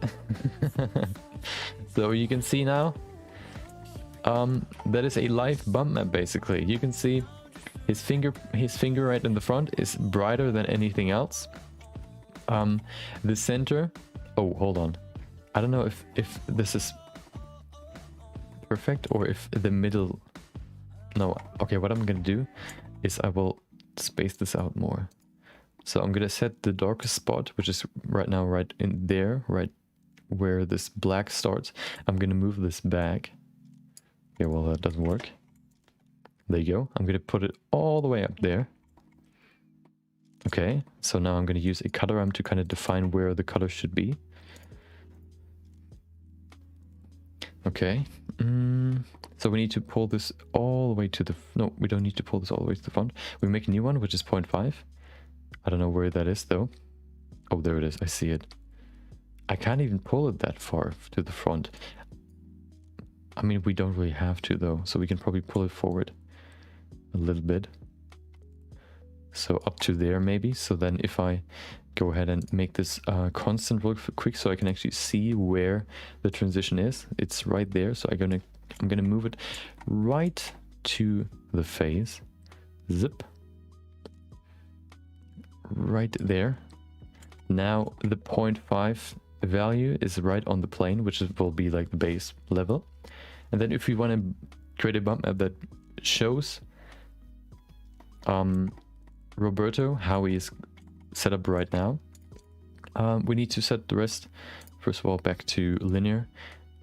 Yeah, and that's basically it. We can see his hand is the widest part, although I don't know if... Oh, we have to set up one more thing. We have to go to constant and set this white spot so that it shows up on his fingertip. There you go. Now it's on his fingertip. If we bring it back right to the end, to the furthest spot in this geometry, and then we set it to linear, it should work. There you go. That's what a bump map looks like in 3D. So I don't know if his face will be saved as well, but I guess the only way to try will be to render the image. Okay, I don't think you can see the end result. This basically looks exactly like what you see in the camera. I'm gonna save that. Okay, let's call it bump test 2. Open EHR to PNG, save it. Okay, so let's see if that works. That should be the best option we have. So if we make a new plane. Okay, now we apply it to this plane. We're gonna make a new material. Where's my... Oh, we can just make a image render result. So if we put that into the base color, we can see what it looks like. That is, of course, not a bump map right now, just use as a color. So now if we use a bump right there, we probably also can use a color ramp. And then if we connect everything, plug it into the shader, normal into normal, and there you go. There he is. His face is kind of... Yeah, I think the bit depth is not high enough to keep his face as well. So, but it works. You can see his hand is the furthest out. Hold on, is that okay? What if I bring in a light? So that's the rendered view. Where's make? Oh, there it is. Make this stronger. What about 100? Well, that's still quite weak. I'm gonna remove this real quick. Where's the light coming from? Oh, from the world. Okay.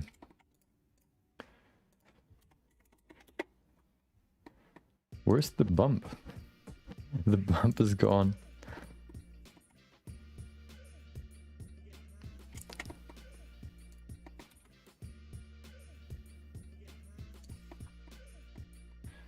Okay, in rendered view, there's just nothing. Why? Why don't you just give me this victory? What is going on here? Render results. Maybe that didn't work. Maybe we just have to pull up the actual image. There it is.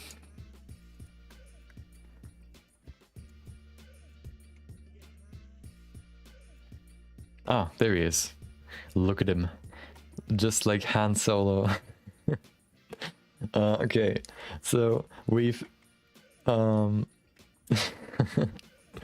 we've created our own bump map, so that would actually work.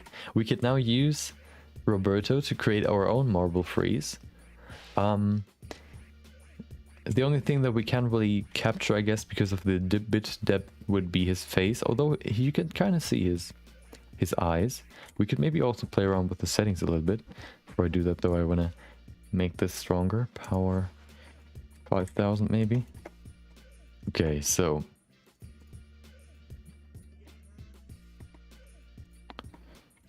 let's see. Let's see what happens if we remove this cutter ramp. Oh, okay, we probably have to go to material preview to see it better. Oh, we can kind of hide him. he vanishes into... Oh, it's like the Homer meme. Where he just sort of vanishes into the bush. Okay. Oh,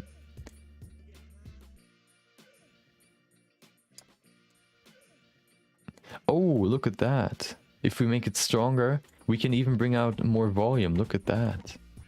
Ooh.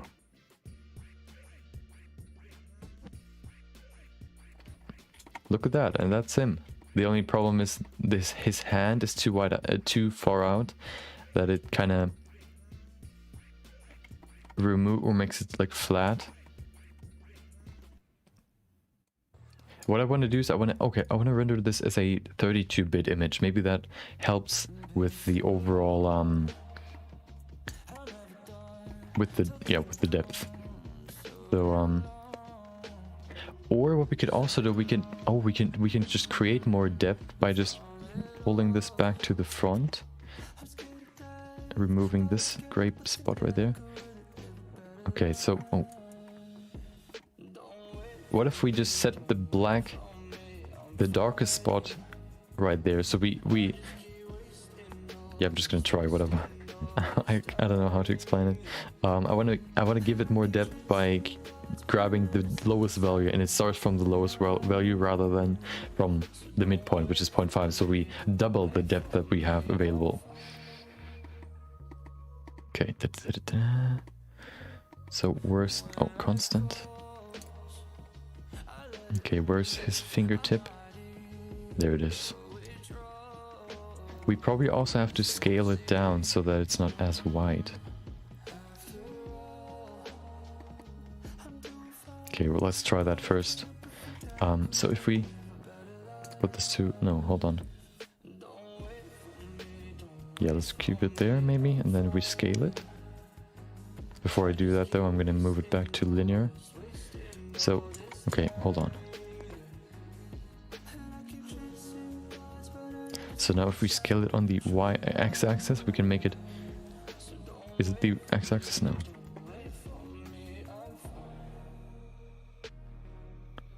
There it is. Maybe set it to 10. Then if we set it to constant... Okay, there it is.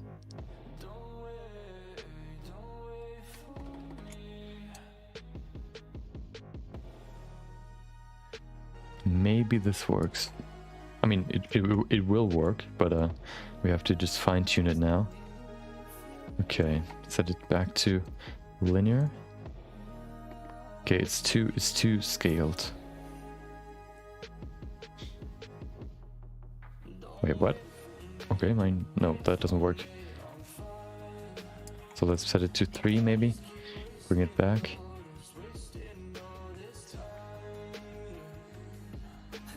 That's just fine tuning now. Constant. Okay, this looks good.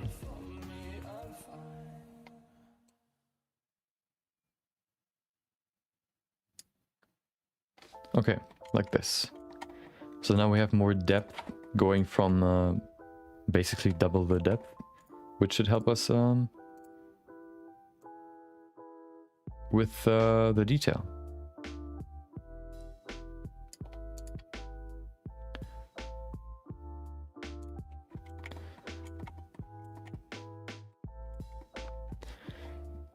Okay, let's render this out one more time.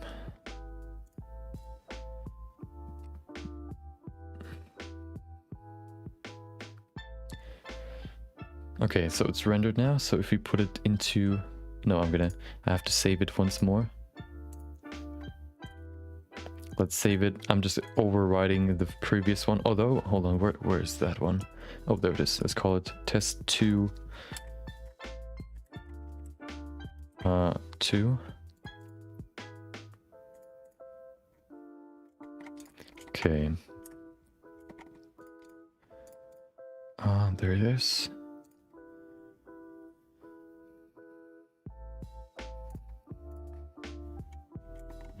Okay, well, that looks interesting. I guess we have to pull this back. There you go. It's way... Yeah, it already has way more depth now. Perfect. So his face isn't really, oh yeah, it has a little bit more detail, which is good.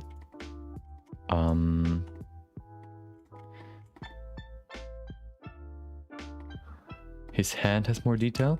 Okay, so there's one thing that I want to try is, what if I render this as a 32-bit image? Can I change it in here, or do I have to change it later?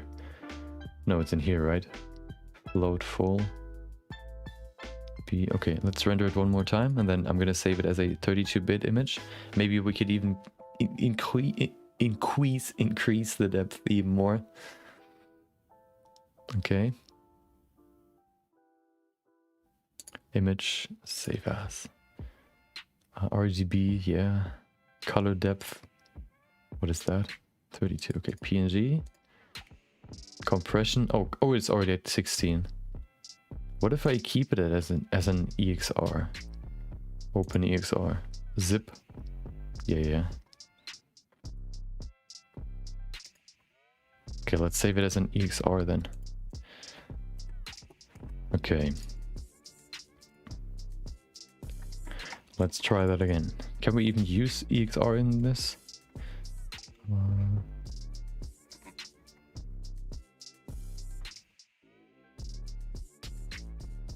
Oh, there it is. It works. And his face is it? Yeah, it's more detailed. So if we compare it now, if we duplicate this right now, I'm gonna set the PNG in here. Okay, so if we compare it, we can look at his face. This color and this color. This one's just flatter. There's just less detail. That is because the PNG is a 16-bit image and the EXR is a 32-bit image, just more bit depth, which will give us a more detailed bitmap.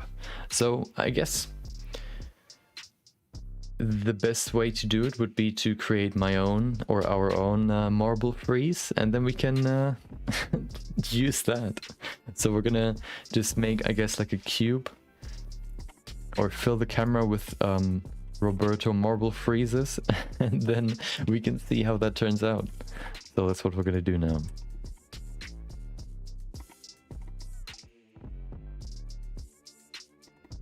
Let's make a new file. I don't know, I just wanna make a new one. There you go. Okay. Set this to constant. I mean constant orthographic. There you go. Okay.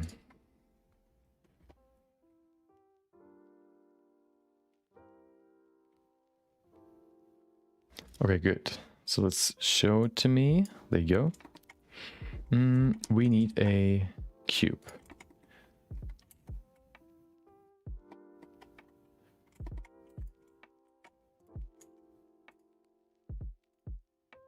Oh.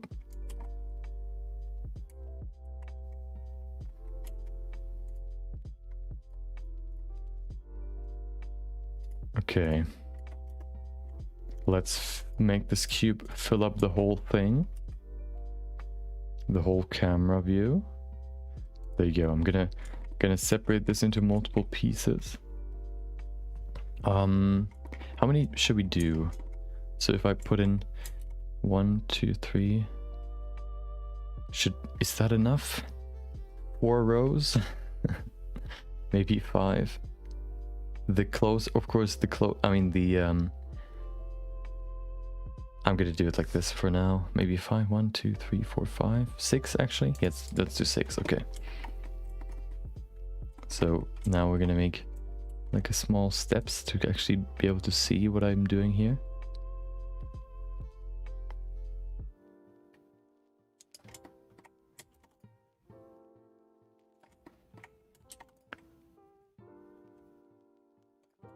Okay.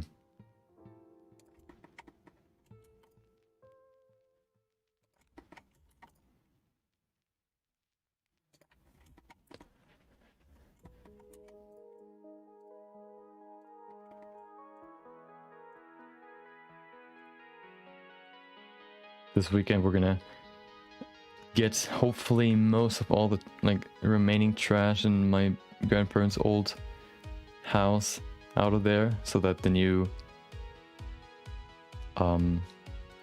owners, I guess, don't have to do it. And let me tell you, I've never liked moving, but yeah, at some point, like, this has been going on for so long. Like, dude, I just want to get this over with at some point. Like, yeah, like we've probably been there for months now, or not full months, but probably like we probably went there for a total of 10 or more times, only to move stuff out of the house. Or I think we drove 4 times to move the first batch into their new home, and then we also started moving stuff out so that we can then put it, or like we can throw it away. Now almost everything is out except for, I think, a couch, or an old sofa, and just like some trash that is still in the garage that we now move into my dad's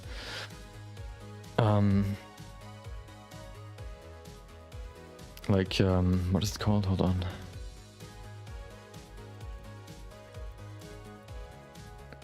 Pendant trailer, whatever. So we can like finally throw it away, and so it's not there anymore. And hopefully after that it's finally done. We're finally done there. I'm kind of sick of always having to go there and do some dumb stuff, because we have to drive there for 45 minutes. So like, that is so annoying. And then we're probably gonna be there for, I don't know, like 1 or 2 hours, and then we have to drive back 45 minutes, which is like 4 hours almost, or like 3.5. No, it is 4. No, that's even more than 4.5. So yeah, I hate moving.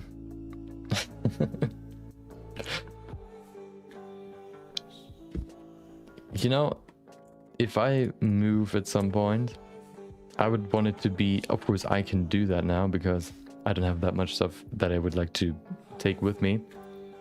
But if I'm moving, I will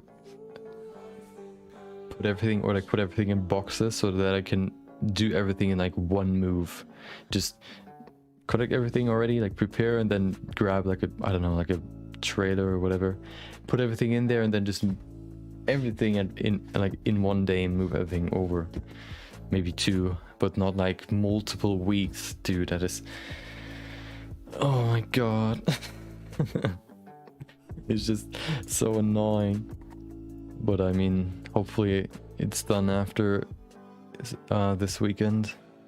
I don't think so, because I don't know, it's just a nightmare, but yeah, one can hope.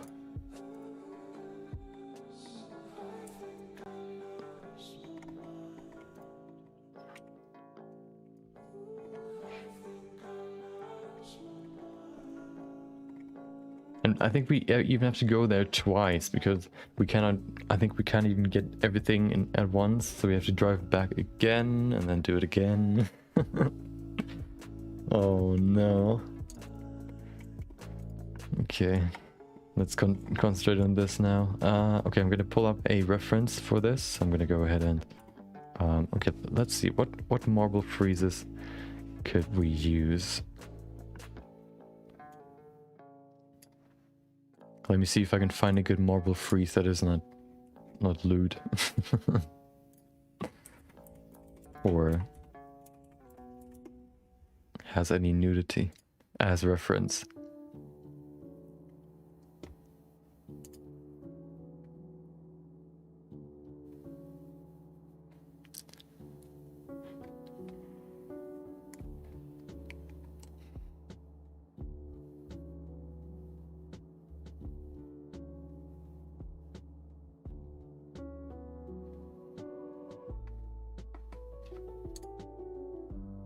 Oh, well, this one's pretty good. Of course, we have some fight scenes. Roberto is fighting himself. Maybe not. This one looked kind of weird.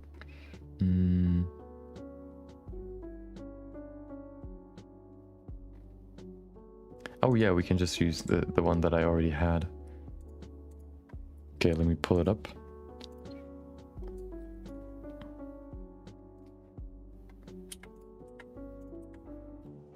Is there... Okay, I'm gonna just quickly delete all the bump maps so I don't have to care about them later. Okay, that's the reference. Okay, so first of all, I'm gonna pose Roberto, and then I can maybe add some decoration as well. But first of all, I'm gonna care about the main actor in this. First of all, though, I'm gonna remove all the shading in his eyes.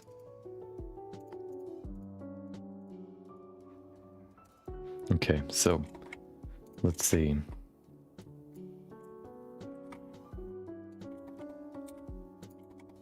How small does he have to be?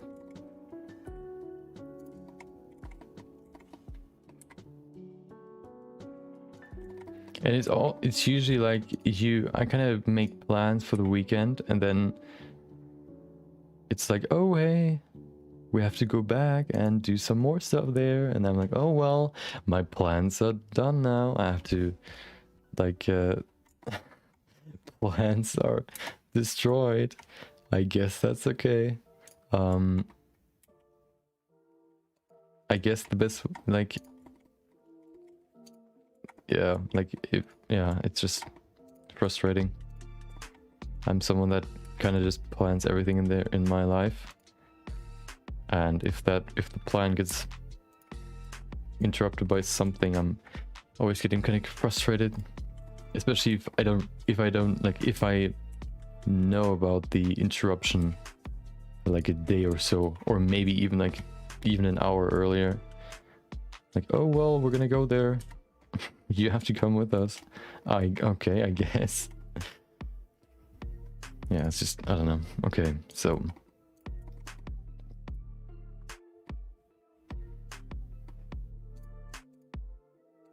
let's see how this works.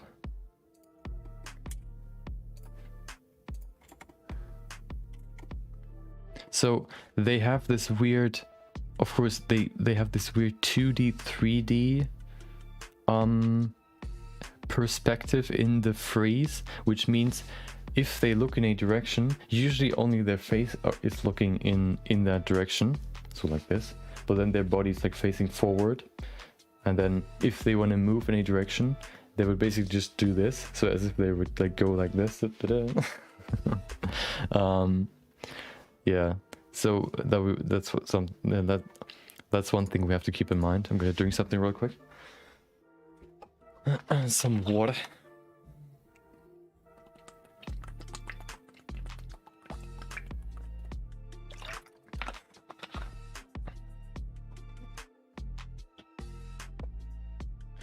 Okay, so yeah, I don't know how dense I'm gonna make this, but yeah, we'll see how long this is gonna take.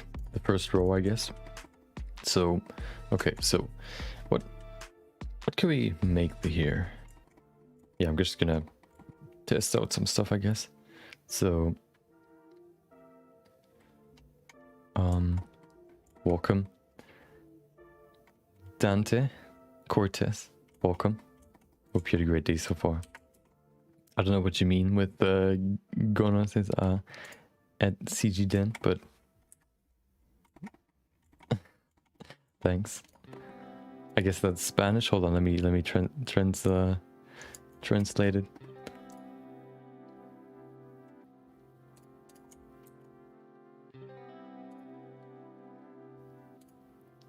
Ah, nope.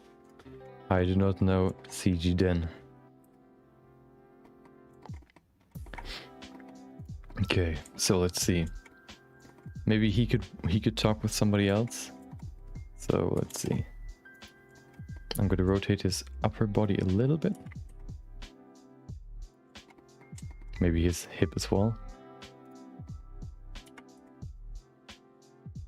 This will be kind of interesting to make.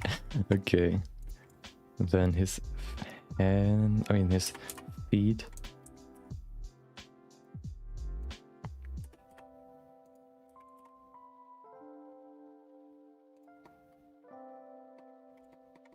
Okay. So let's see. What if we move it over here? Okay, well that looks weird. Where's my elbow? Elbow pivot point. There it is. Okay, perfect.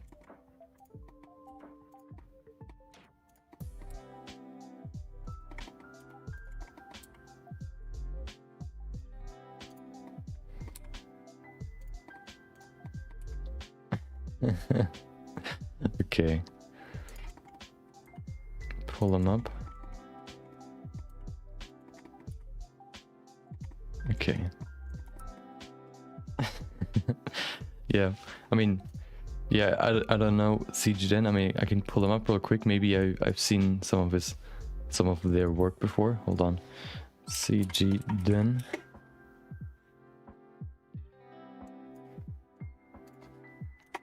Let's see. Add on Twitter. CG News, CG Discussion, CG Links, CG Tutorials, CG Jobs. There are no tweets. Oh, there's a single tweet. I don't know. I don't see the tweet. I don't think that is what you mean. CG Den TR show.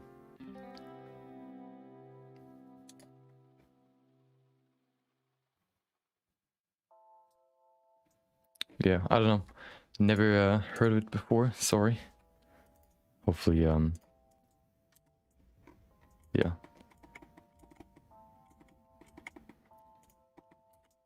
Okay, so... okay, hold on. This looks kind of weird. Maybe we could move his foot a little bit forward. Okay. I don't think we have to give him expressions. I don't think that's going to be visible anyway. Okay. So, that's the first one. Okay, let's move him further out to the edge. There you go, okay.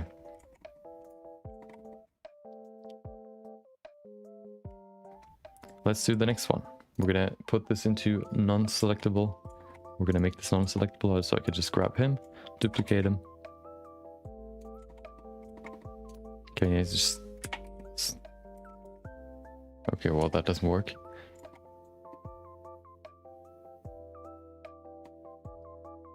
Oh. Okay, oh, in YouTube, you mean? Hold on.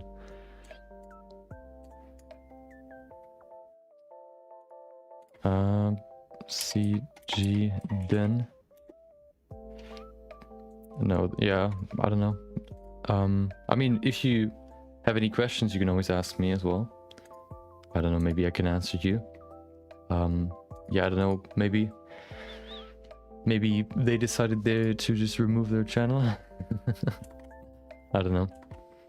Okay, so hold on. Let's see. So these two dudes are gonna talk with each other. No, we're gonna put in 3. We're gonna make it more dynamic. So this hand will be open to both sides.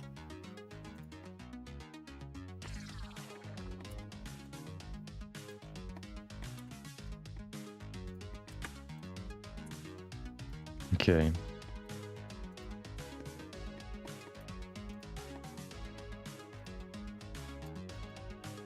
This will probably take a while. I don't know if we can. So I'm gonna work on this today, and I think if we to finish the project next week, I'm gonna maybe work with this on the weekend as well. So just so I can make sure that we're gonna finish the whole thing. Okay, let's see. His face. Okay, let's rotate this back.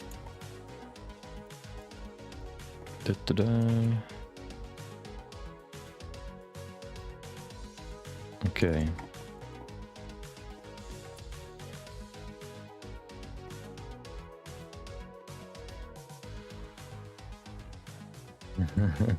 Okay.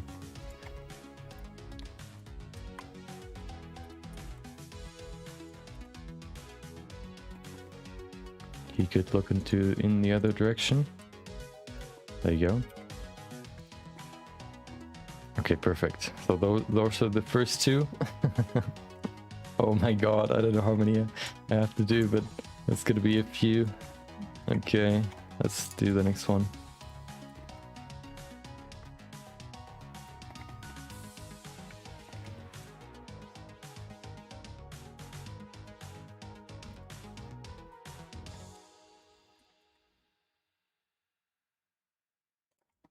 Okay. Da-da-da.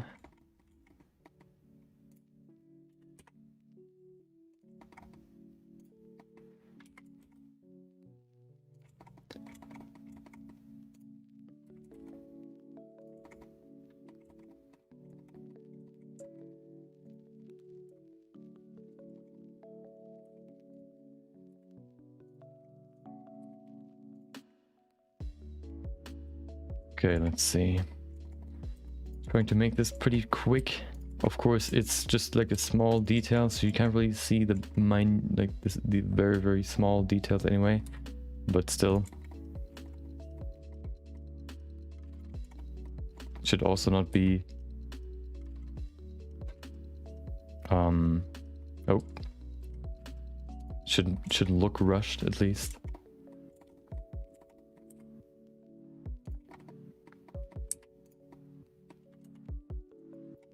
Okay.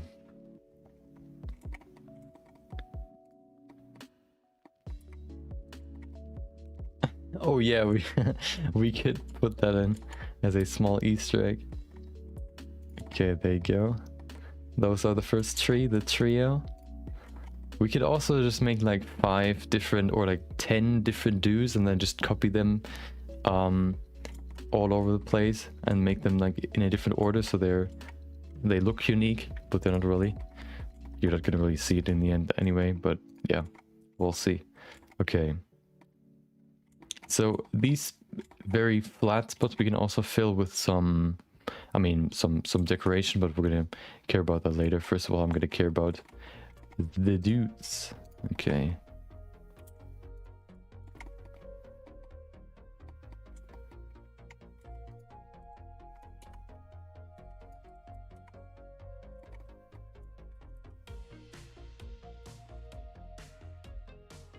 You know, we don't even need his eyes, so we're just gonna...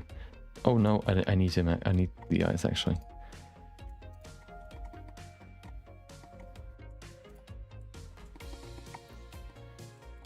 Give me his eyes. I need them. Zip. Okay. Otherwise, they're just gonna make like... The bump map will be like with dudes with holes in their eyes, or like with holes where the eyes should be. Okay, now we're gonna do the 3 monkeys. Okay, the first one is just like holding their mouth. They're gonna look forward.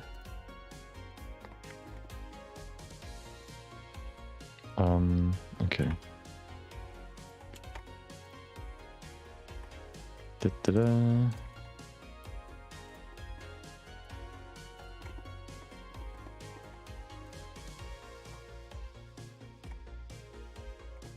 Okay. Rotate this back. The upper torso as well.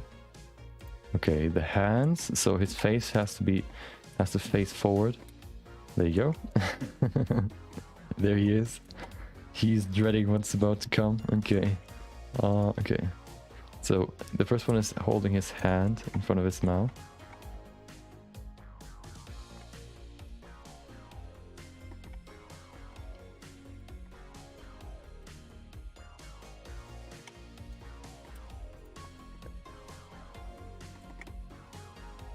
There you go. Oh, that's too far. Okay. Okay, I'm gonna lower his thumb as well, otherwise it's gonna just hide his face too much, or his eyes. There you go. Other side. Okay. So I'm not gonna do the full, like all the rows. I'm gonna maybe finish one of them. Or no, what I'm gonna do is I'm gonna finish these 4 dudes, or these, like the monkeys, and then I'm gonna render it out. Yeah, his hands are quite big. I realized that today as well. I will finish the 3 monkeys, and then I will render it so I can then test it out on the actual sculpt or on the model, on the arms, if it actually looks good or not. If not, then I'm not going to continue this. I'm going to maybe do something else. Okay. Grab him.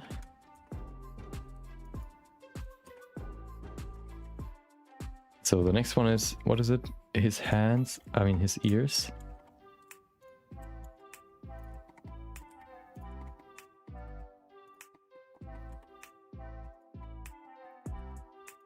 Sorry, Roberto, you have to suffer for a second. There it is. Okay.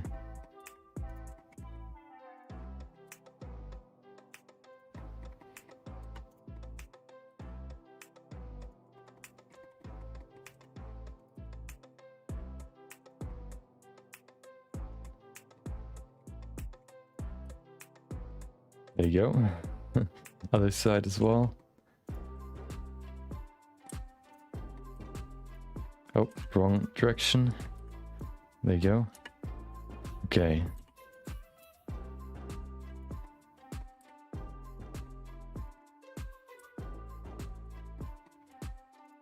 That looks pretty good.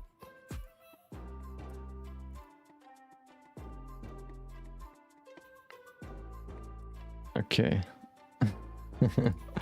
Okay, I'm gonna move his elbows out a little bit more so it's more expressive.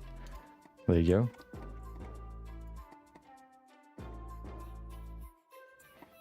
Okay, let's do the last one, and then I'm gonna render it. Oh. Duplicate, move it over there. Okay, so the last one is on his eyes, okay.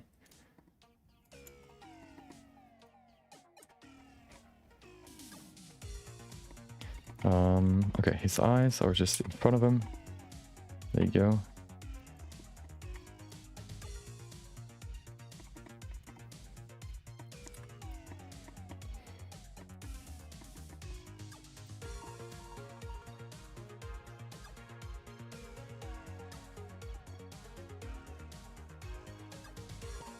There you go. Oh, he's kind of, his hands are in themselves. There you go. Okay, look at him. Okay.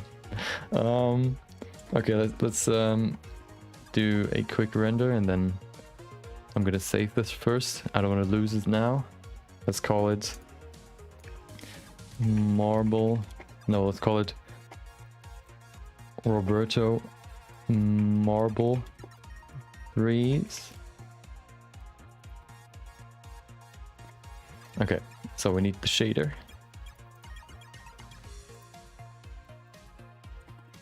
Oh, we also have to... Oh, hold on. We have to select all of them. Oh. As well as the cube, and we have to join them together. So what I'm gonna do is I'm gonna... Hello? Why can I not select the cube? Oh, the cube is unselectable. Okay, there you go. I'm gonna duplicate this, put it to the side. Please don't crash. Okay. Okay, now what I can do, I can just... Okay, now I have to apply everything. So, armature, of course. No, we don't have to apply this. Do we? Yeah, we do. Okay. Let's set it to 2 should be enough.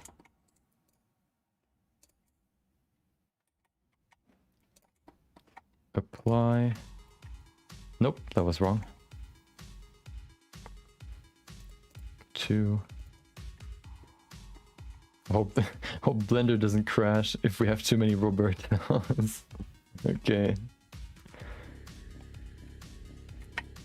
He's too powerful. Blender can't contain his power. Okay. 2 more.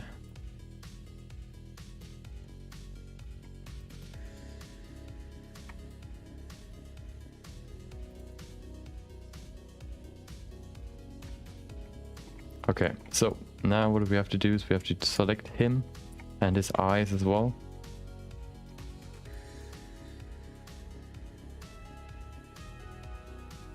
I guess his rig we can also use, hopefully. The cube, join. There you go.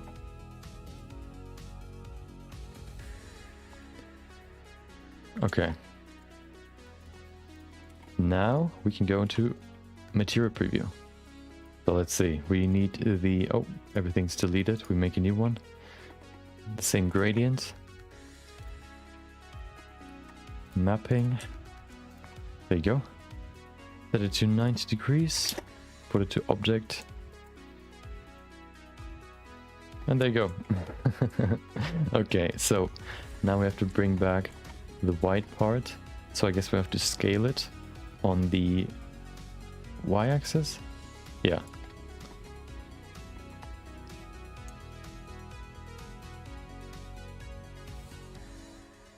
All the way up to there, I guess. We can kind of fine-tune it with a color ramp. Good thing is, because it's emissive, there are no like arrays that have to be calculated, which is easier to render and faster, so it won't take long to render the whole thing. Okay, constant. Okay. Yeah, we're right there. Perfect. Okay, let's do a quick render. Rendered view. Look at him sitting there. Okay, what is that? Oh, that is his face? Oh. Okay, well, I mean, yeah, well, who cares? Is that like for all of them? Yeah. Well, who cares? Okay, let's render it real quick. We could even increase the resolution. Let's put it to 1024, 1024. We're going to make it 4K texture times 4. No, let's... Yeah, let's make it 4K texture. 4096. There you go.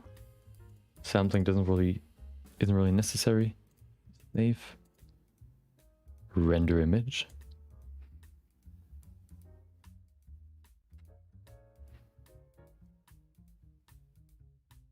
Oh, you can't see it right. Don't call then. F10.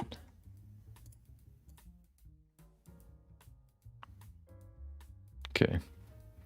I guess the thing that we have to wait the longest for is probably Roberto because of all the geometry. Let's see. How long is this gonna take? Oh, there it is. Zip, zip, zip, zip, zip, zip. Oh, it's getting slower. I don't know why, but okay. Yeah, it takes a little bit, but not too long. 30 seconds. Maybe it's gonna spike when it reaches all the Robertos, but we'll see.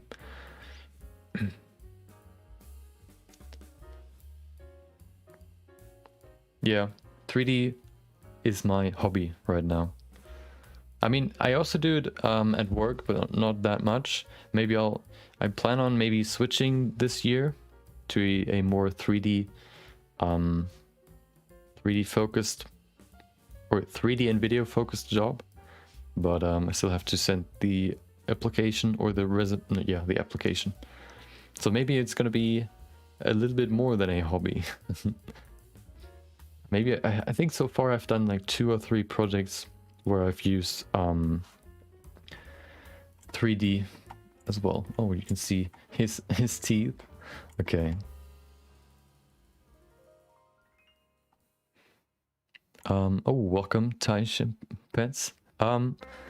Yeah, so right now we're working on a long-term project. I've been working on this since March because it's a submission for a, what do you call it? A competition, MSI Creator Awards. We're going to submit it at the end of this month, or that's the deadline. So we're going to probably submit it next week or the week after. And then afterwards, we can do whatever. We'll probably do more... we're probably going to do some likeness sculpting as well. The last few have been... Yeah, I've done a few so far, but I think I want to do more at some point just to get better at them.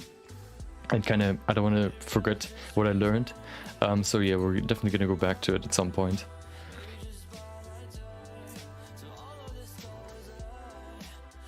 If you have a request, I'm gonna note it down, and then I have a small list of all the like people that I might consider. Okay.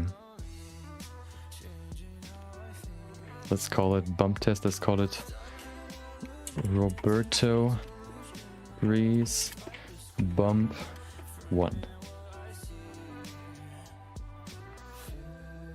Usually I'm not gonna work on these projects for multiple months. Usually the plan, or I plan on doing it more sparingly. Wait, did I save it as in PNG? Yeah, these projects should be more sparingly, or I want to do those more sparingly. I actually counted how long, or I calculated how long we've been working on this so far.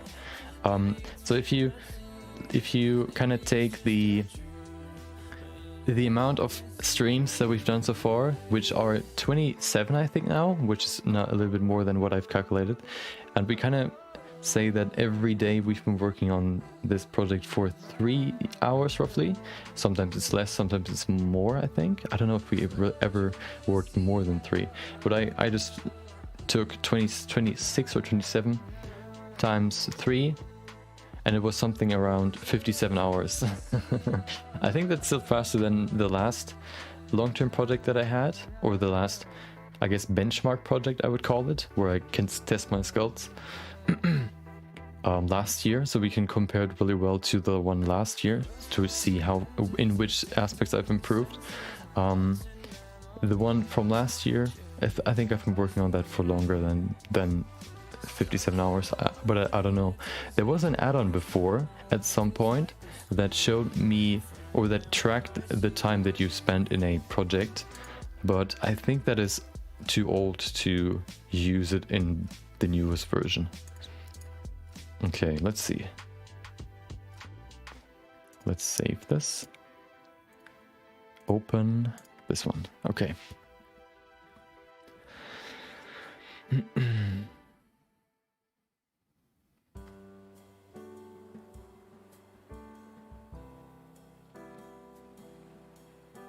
you go. Okay. So let's bring... Oh no, we don't have to bring anything back. Oh, did you? Yeah, I think sometimes when I on Instagram, there's no highlight when I receive a DM. It doesn't even tell me. Maybe you've just sent it recently. I usually look at Instagram like once or twice a day, so maybe I'll look at... Okay, I mean, I can look at it now. I'm gonna look at it when I'm done, when I'm done, when I end the stream. Or you can ask me now if it's not too private or whatever. But yeah, usually when I'm on Instagram, I can, like, there's this highlight, oh dude, someone liked your post, but there's never the highlight of oh, you received a new direct message. I've seen it before. There's like this small one, but it never shows up now. I remember it showing up at some point, but now it's just gone. Maybe I just have to look into just look into my DMs more frequently, I guess. Okay.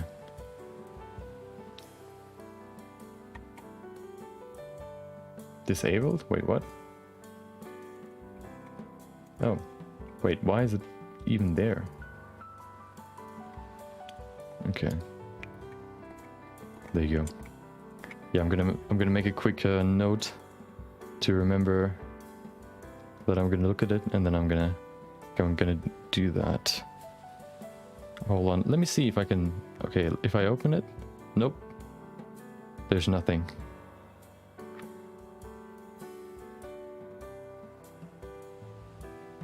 Or did you send? Did you comment? With promo hub 14 send pics on at art trends. Yeah, there's no There's no, there's nothing. Oh, there you go.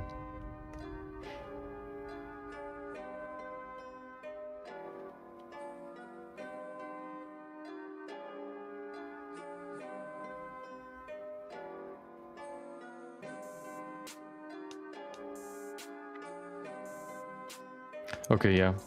Yeah, we're gonna, yeah, so the current plan is we're gonna finish this in either, like, yeah, next week or the week after. And after that, we have some time. Or, yeah, the world opens up to so many possibilities. Welcome back, GCon. I've seen some of your videos on Twitter showing off all the possibilities you have with soft rep. They're look really cool.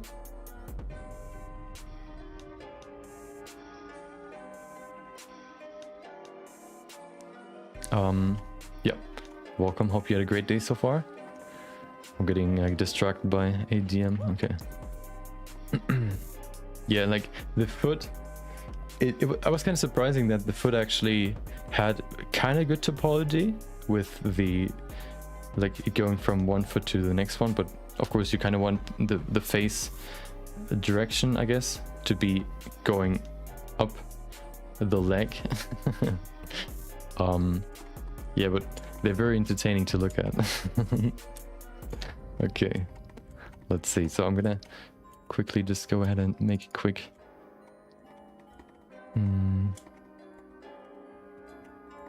Okay, perfect. Oh, you've been working on you're on some stuff. Always busy. Okay, let's see.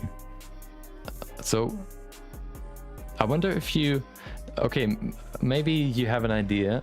I mean, you're probably more tech savvy than me when it comes to plugins or whatever.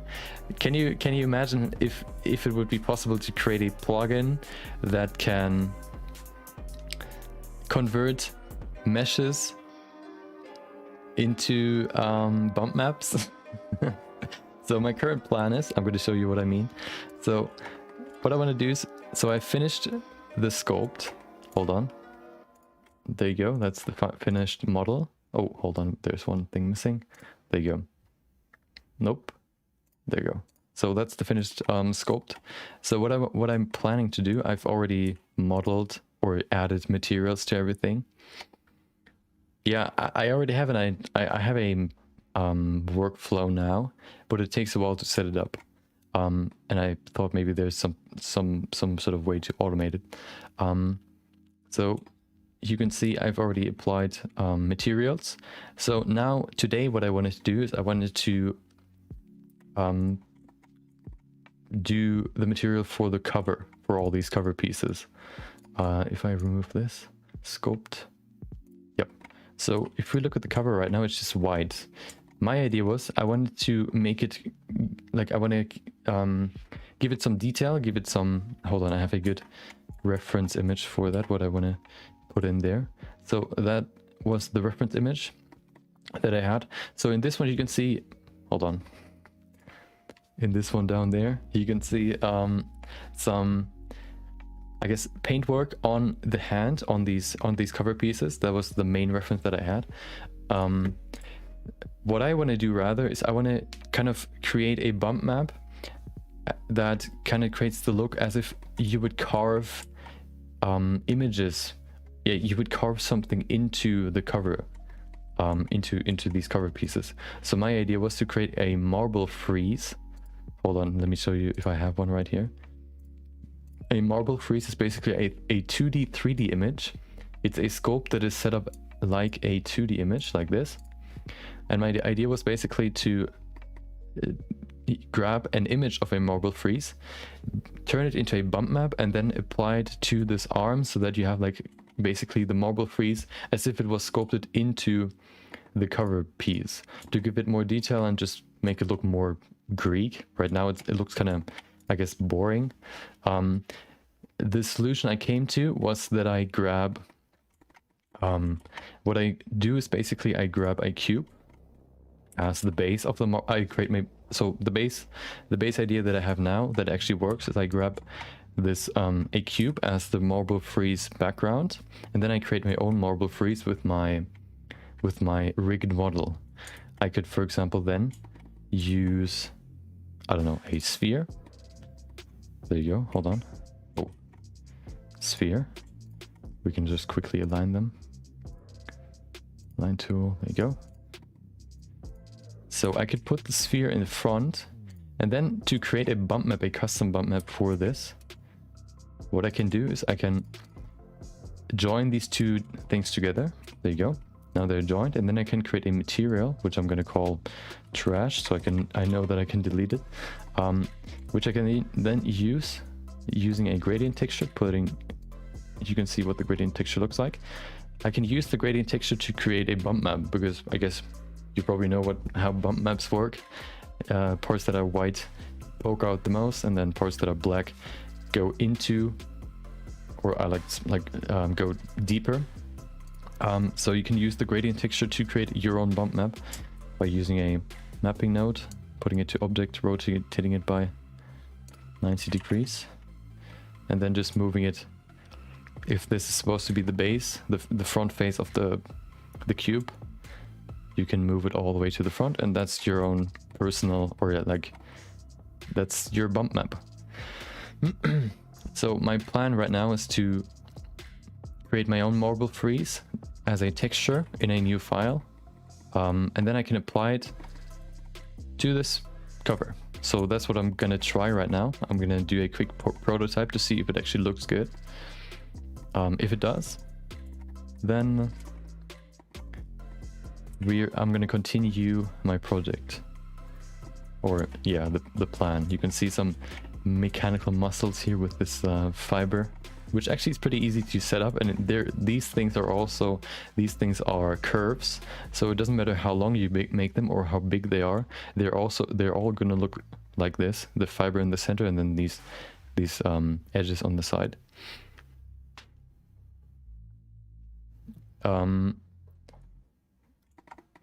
So what I want to do is I'm gonna show you what I want to do. So I'm gonna unwrap this real quick.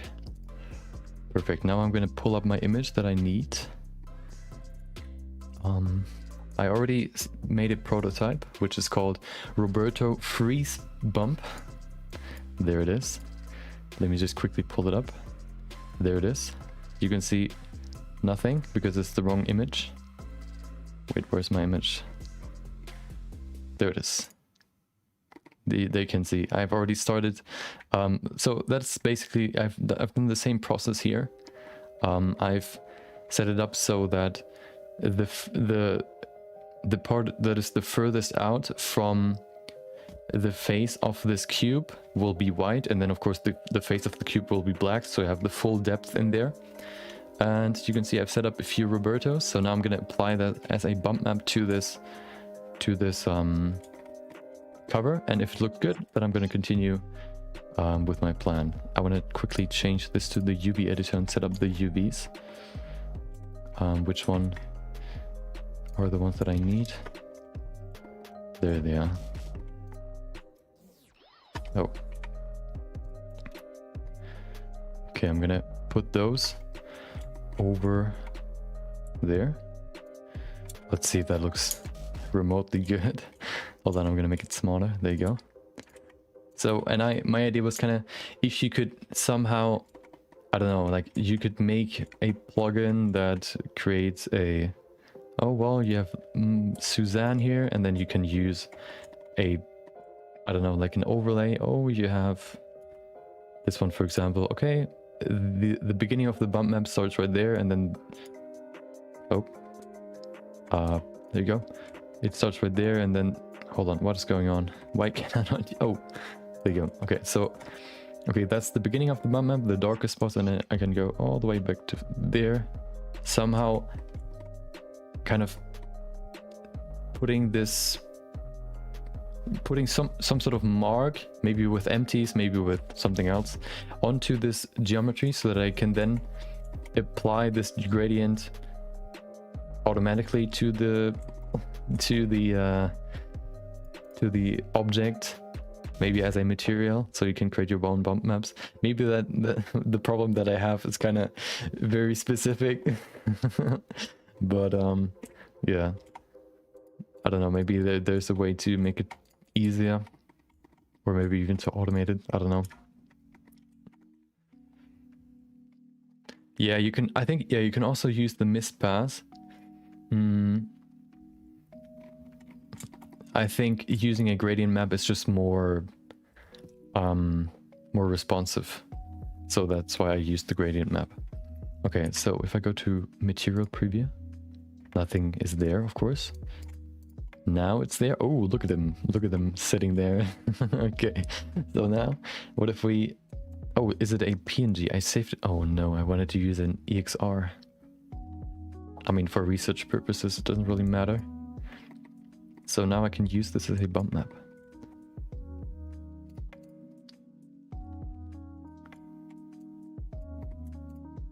Look at him sitting there on the arm. Look at him. Hold on, where's? There they are. I want to rotate them first. Hold on, there you go. Oh, this looks pretty cool. Look at this. This looks actually pretty cool. Oh. Oh, wow. I kind of like it. Look at it. It looks better than I expected, just like with this random texture with just a few dudes and then everything else lines.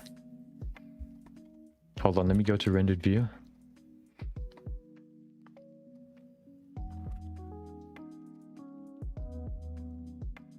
Yeah, especially this part down here with these stripes, they look really, really cool. But we can see Roberto now on the arm.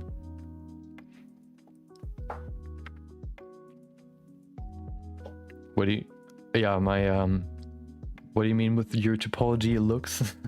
Do you mean my topology sucks? Do you want to insult me here? Okay. No, yeah, I still have to set up all the UVs, so it looks better, but I just set up this UV so I can test it. Yeah, and it works. So now if we go ahead and maybe move this, set it up correctly so that it fits like this. Yeah, that was my plan, sort of. Of course, they're going to be more, so they're going to be smaller in here. But that was the whole plan. Although this gives me actually, this inspires me. It looks pretty cool, actually. Yeah. Yeah, it took quite a while to set this up, so yeah, it looks quite cool. So maybe we can even adapt this with these lines. It's some accent lines, and then combined with these dudes, it could look pretty cool. Maybe, yeah. Yeah, oh, this one especially here. The hand. Oh, these ones as well. Oh, yeah. Oh, this thumb especially. Yep. So I think what I'm gonna do is I'm gonna make a I'm gonna continue doing these, or finish the, what is it, the marble frieze, and then I'm gonna create borders around the marble frieze that I can use for these parts. That's what I'm gonna do. Oh, hold on. We have a small Easter egg here. Smiley face. Oh yeah, and also hold on, where's my, that's probably the best spot to show it off. So this membrane, of course, isn't black in the center, but it's actually transparent. A greeble bump texture. Hold on, I have to Google that. Greeble bump.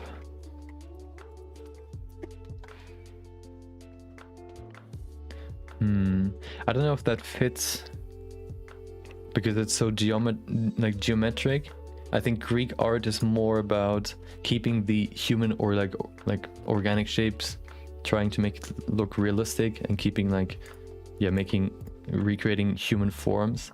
So I don't know if, at least what I saw when I googled Greeble bump texture, it looked kind of like a Voronoi map, but more complex maybe. I don't know if that really fits into the whole theme.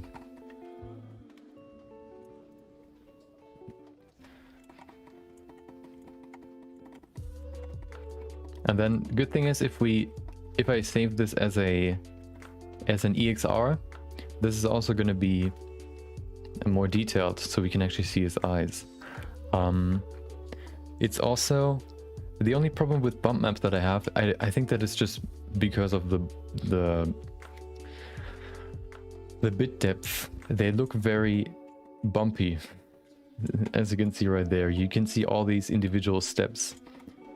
Maybe you can not only see them in the material preview. Maybe they're gone in the rendered view, but no, they're still there. I think that is because of the bit depth. Oh, hello, bot, welcome. Time for another ban, it seems like. But yeah, so hopefully if we save it as an EXR, it's gonna be less, what is it, pixelated?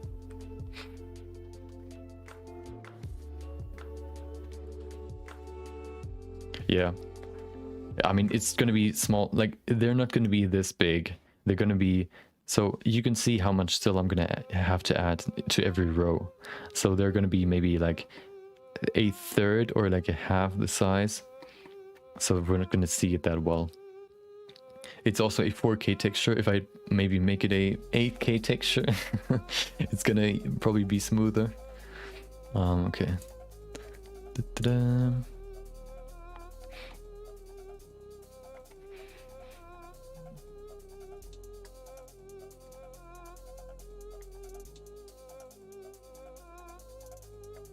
There you go. Okay.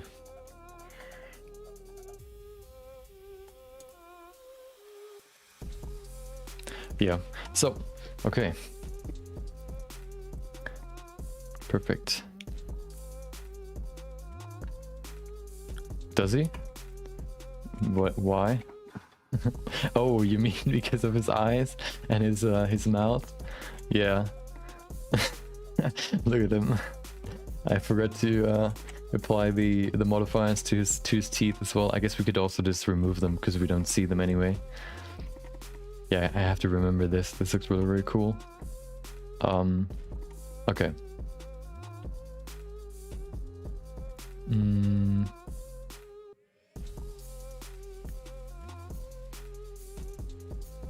I wonder how this UV is set up. Oh, I mean, okay, now okay, now I get it. Okay, yeah, I'm gonna go back to Roberto. This definitely works, so I'm gonna do it how I wanted it to do, and I think this just makes the whole thing look way more interesting and way more sophisticated, you could say, which I was kind of missing with the current iteration or current state. So I'm kind of glad that I found a solution that looks good. I also saw that the sculpt, or the original sculpt, Venus de Milo, got actually reconstructed, and people kind of know how the original looked like, and it doesn't look like what I've interpreted or how I created her. She's actually, so one of the arms is actually correct. Hold on, I'm gonna open up Blender real quick.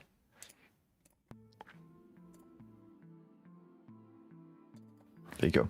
So we can actually look at the original reconstruction. What is it called? Venus. Oh, hold on. I don't know if we can look at it because it's PG-18 or whatever. Hold on. Venus de Milo. Okay, no, I'm gonna just describe it. So what I did, hold on. What I did was basically I made it so she's using her right hand to hold her cloth, and then he has her left hand and she holds like a an apple in front of her, like to the side. What I used as reference was the painting of her, a very famous painting of Venus or Aphrodite, where she's like sitting like this, how I set it up in my model. But the sculpt actually has a different pose than the painting. I was kind of bummed that there was actually like a real reconstruction, because now I know that my interpretation is wrong.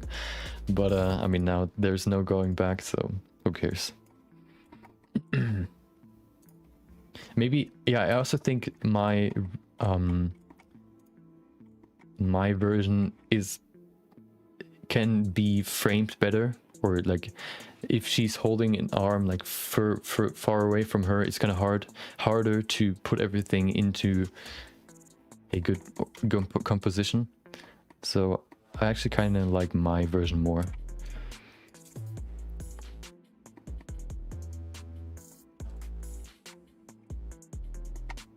Okay, what is this? Oh, there you go. The teeth and the tongue. Oh, the teeth are actually missing. Okay. Yeah, her left arm is holding an apple that she got gifted from someone. And she is looking at the apple in the original. Okay. Let's move it back.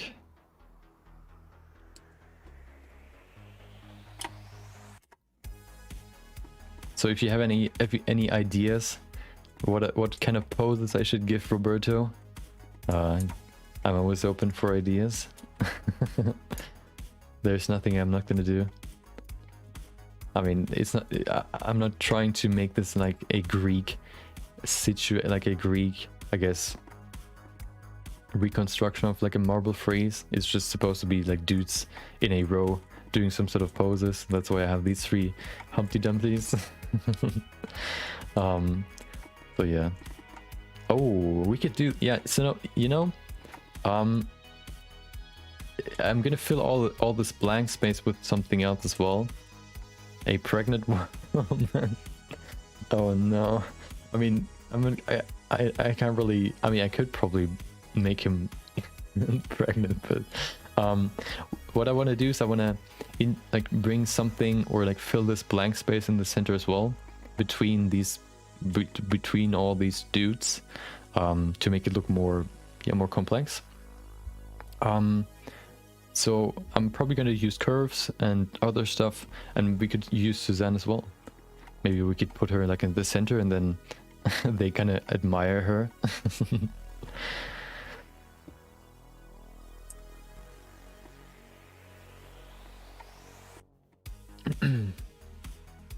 By the way, if you want to see a funny, or if you want to see something funny, you should grab Suzanne and then apply a cloth simulation and set it to pressure 10 or more. I mean, I can show you what happens. Hold on. I was actually surprised. Hold on. Maybe somebody already knows.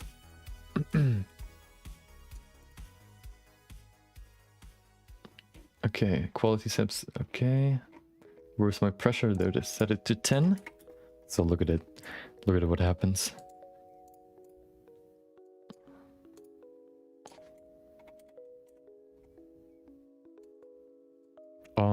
Yeah. Okay, look. Whoop. And they're gone. Let's try it again. Let's remove gravity. Property weights. Nope. Field weights. There you go. Okay, look at it. 3, 2, 1. Choo! It's so dumb. I wonder why it's set up that way. And they're even rotating. I think because of their geometry. Oh, he's rotating, or she's rotating as well. Yeah, I found that out at some point. Wait, it's perfectly looped. Look at it. And it's back to normal. And it goes back. It's perfectly looped. Oh, almost. It's almost perfectly looped. Okay. Enough fun for today, okay? We have to do some serious modeling here. Okay, so I mean we could do a pregnant pregnant dude. Hold on. So hold on, I'm gonna remove his teeth because we're not gonna see them anyway. And his tongue as well. Yeah. It's pretty funny. It's pretty crazy. Suzanne must be pretty old if you look at the topology overall, because the topology overall is pretty bad.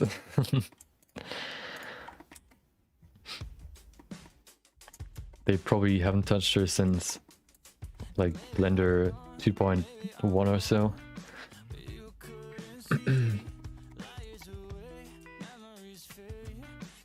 Wait, what's wrong with the eye? Oh. Okay. Yeah.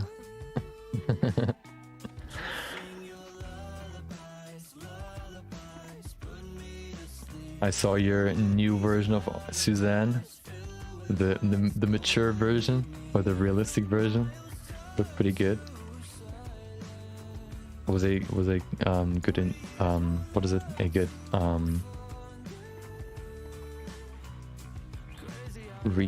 interpretation. Okay, so we're gonna do a pregnant woman now. Of course, we have to take into account these marble freezes are already set up so they have similar poses to the, what are they called? The Egypt drawings on all the pyramids, hieroglyphs, how they are set up. They're basically just hieroglyphs with with in 3D, basically sculpted hieroglyphs. Okay. Oh, that's quite a weird deformation. Okay, so okay, don't get ahead of yourself, okay? Okay, have to do the pregnant woman first. Poor Roberto has to suffer just for our pleasure, or for our fun. Okay.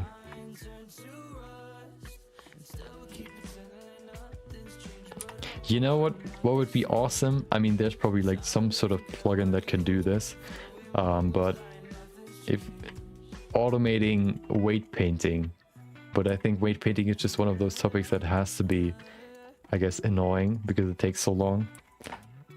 Maybe my first approach was just slow, but yeah, it took so long to set up the ring, or well, to set up all the weights properly.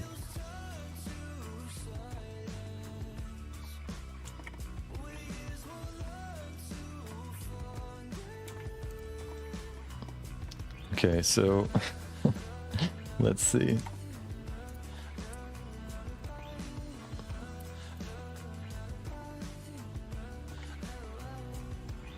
Yeah. Yeah, that's just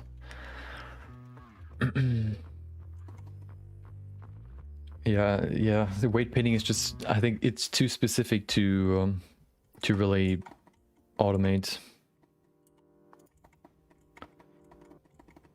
Because the program can't really know which geometry is part of, I guess, a single muscle, for example, or which bone really is supposed to move what. So you kind of have to do that yourself. It's just so annoying. Okay.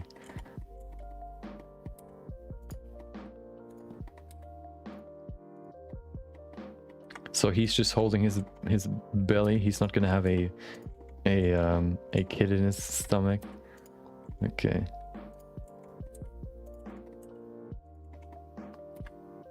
He drank too much beer last night.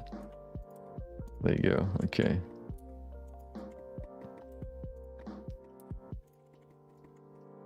There's actually a jacked version of Roberto in one of the quick sketches. I don't know which one it was, but it was actually pretty recent. He was bathing, and he revealed his true form. Okay, this looks kind of weird. Hold on.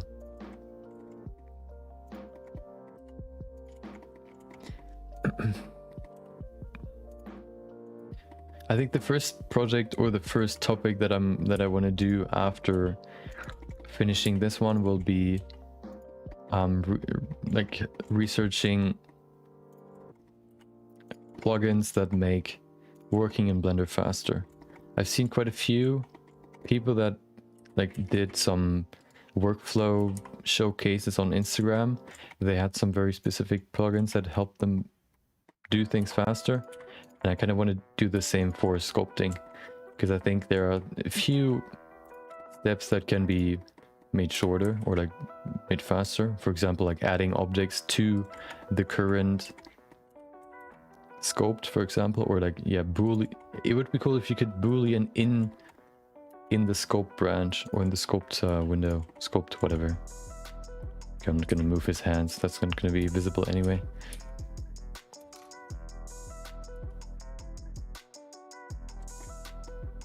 Come on. Okay.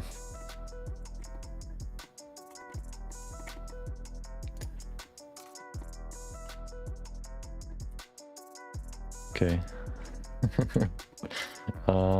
He's gonna look down. He's gonna look to the side though, like this. Okay, his neck looks kind of scuffed.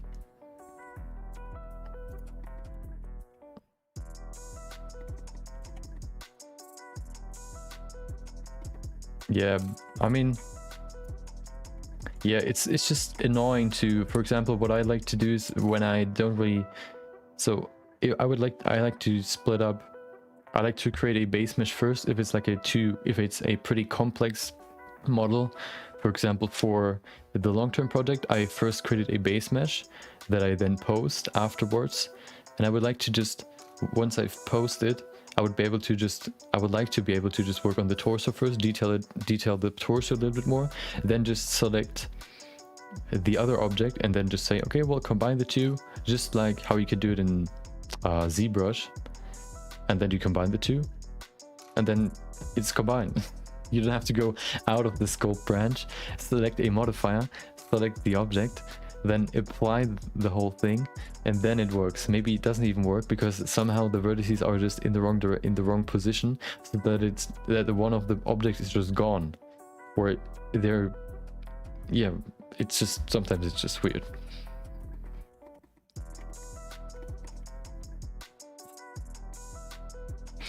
Okay, yeah, okay, see that there's your pregnant woman. Hold on, I'm gonna pull them over here. Okay. So next one. What was the next one? I guess we're gonna do the upside down. I don't even know if that works with this. Yeah, I guess. Hold on. Wait, why can I not select the other eye? Is there no? Oh, there is. Is there? Oh, I think the pivot point is somewhere else. Yeah. Yeah. Isn't voxel? No, voxel. Yeah.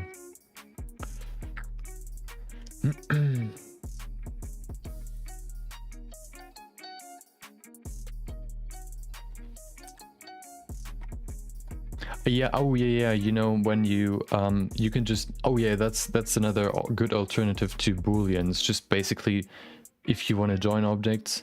Only if you want to join objects, you can put both together and then join them. I mean, yeah, not join. What is it? What is it called again?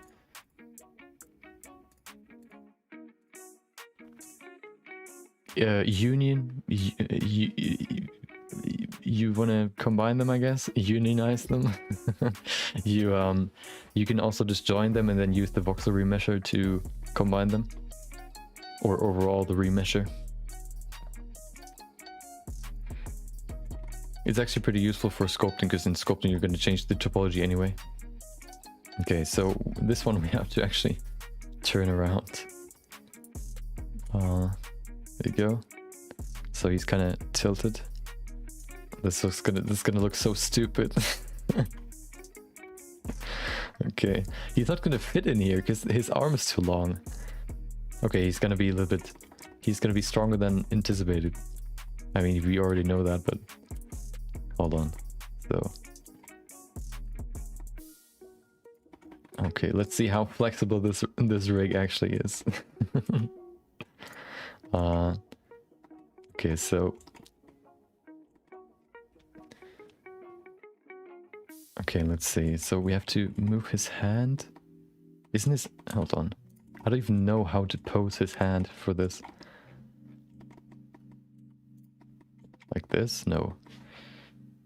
Yeah, okay.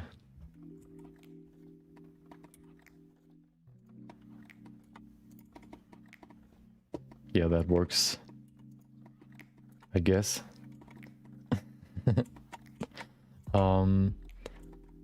We have to move him closer to the ground first.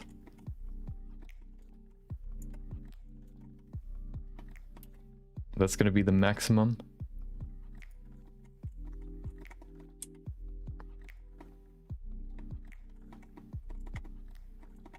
Okay.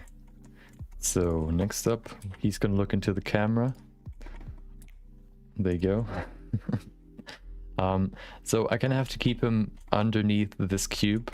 So I need to pull his legs in. He's gonna tuck them in a little bit, but we can still pull them, I guess, over here. Oh, he's gonna be very flexible. Oh my god, that's gonna be so stupid. When I do macro shots, you can just see one dude just doing a handstand, one arm handstand.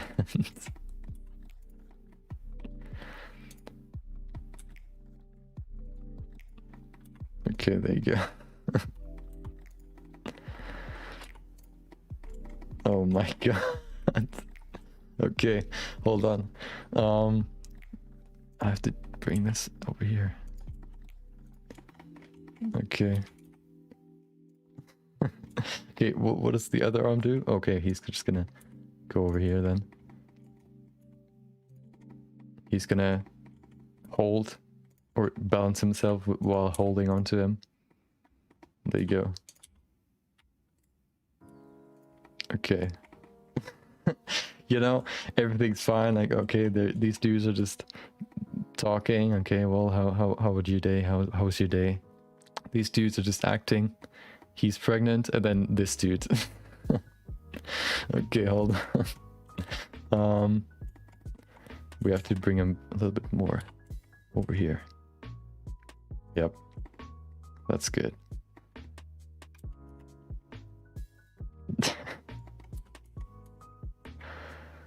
Okay.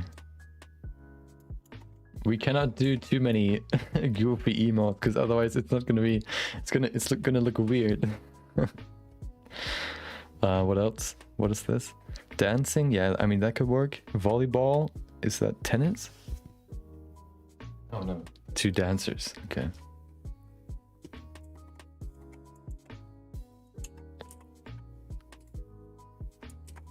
Okay. He's not amused. Okay, he's gonna be the only one that I'm gonna give an expression. Okay, he's gonna be happy. His smile kind of looks creepy, but better than nothing.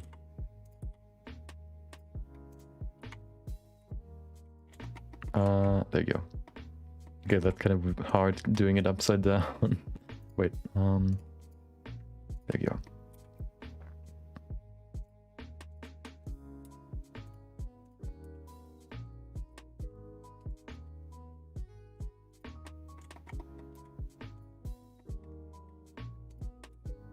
Okay, he has no teeth, so it looks even worse.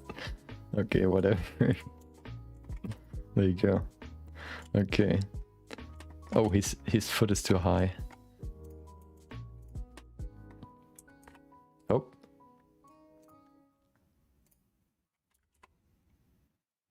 There you go.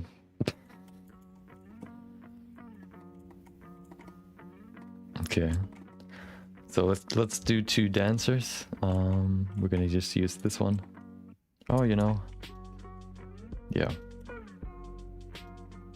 Oh, I can just go in here.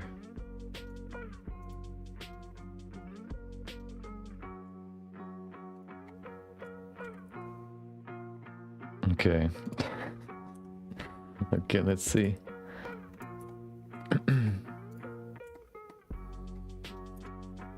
Okay, let's remove his teeth first. He does not have to have teeth. Oh, I don't want to delete him.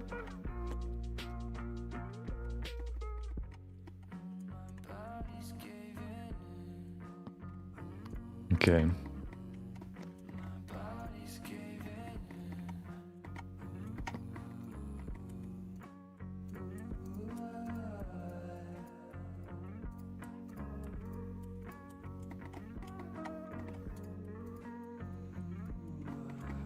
Okay. Let's do the next one. We could maybe even, I don't know. Let's see how far we get. What, oh, dancing, okay. These emojis are so small. Hold on. Do you know what they're called? Can I just type them into Google? Let's see. I don't even know where to find them.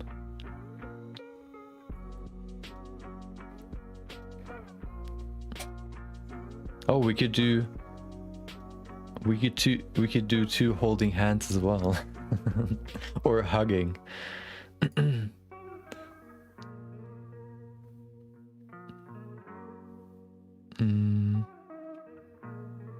Doing a selfie. Ma'am. Hold on. Man dancing emoji. Ah, that's better. Okay. Perfect. Okay, so he has his hips twisted. Nope. He's moving his body to the rhythm. Oh, hell yeah. Okay. There you go. Someone actually, under one of my TikTok videos a while back, wrote, like, you should make this dude twerk. Like, make a twerk video. I actually thought about doing like a quick skit where I kind of show the comment and then short pause and then him twerking. But that would be too much effort for a quick joke. Okay. You know, I'm gonna... No, never mind.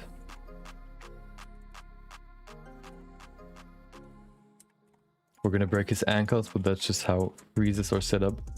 I'm sorry, Roberto. Okay.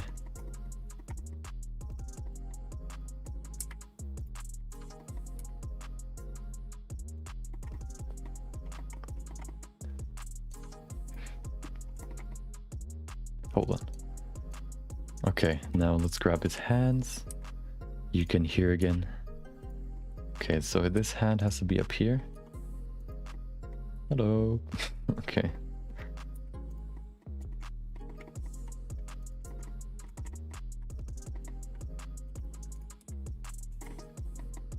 Perfect.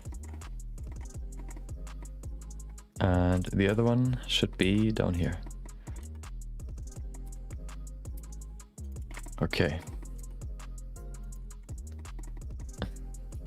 Perfect. That's the first one. I'm going to actually move him over so that we can fill this spot with the other one, so they actually look at each other, because the dude is looking to the right and the girl is looking to the left. There you go.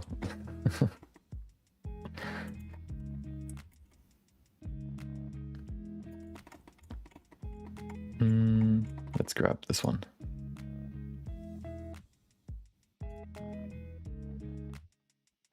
Wait, where's... Oh.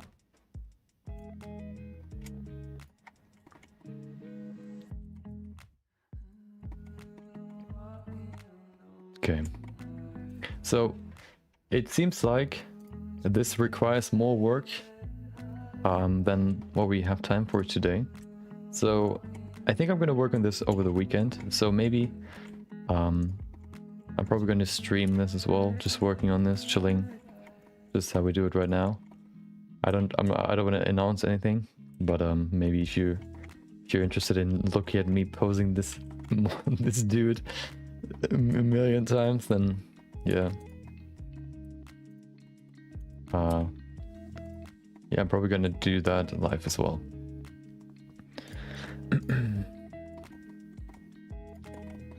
Okay.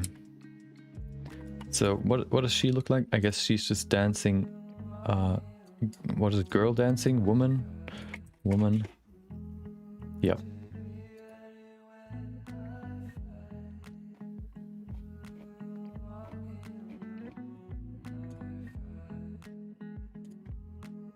Wait, she's also? No. Dancer, just dancer, okay. Dancer. But all the ones I can find are facing in the other direction. It seems like you're scamming me. Maybe, I don't know. Maybe it's just too small for me. Dancer emoji, yeah. They all look in the other direction. I mean, I can still use them as reference. Okay. Wait, does she have like one leg raised? Oh yeah. Oh yeah, that's what I had in mind. Like putting a Suzanne, for example, right here, and then we have like multiple admiring her, like oh or whatever.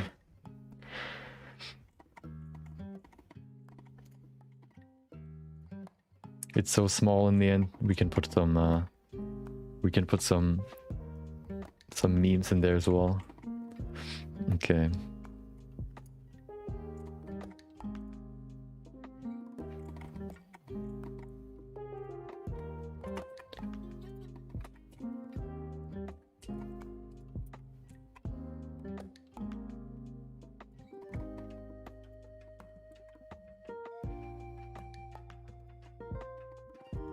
Now he really has to get flexible. Okay. Yep. Okay, he seems to be pretty relaxed considering the pose he's in. Okay, let's pull him forward. Oh, there you go. Look at him. So what is the hand doing? What is the other hand doing? Dude, it's like 10 pixels on my screen. I mean, we could probably pull this back here. Like this. That looks pretty good.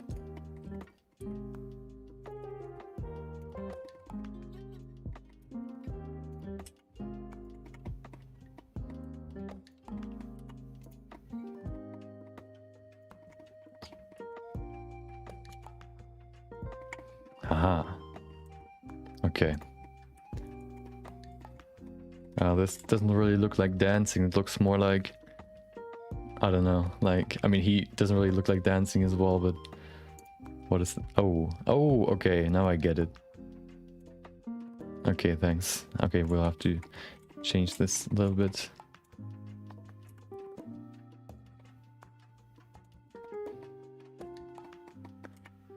Bring it back.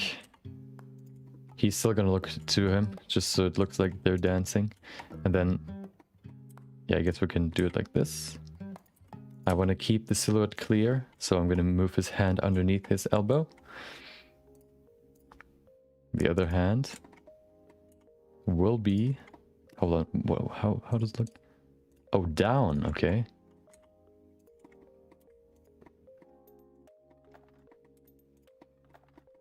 Oh god, his shoulder is so broken.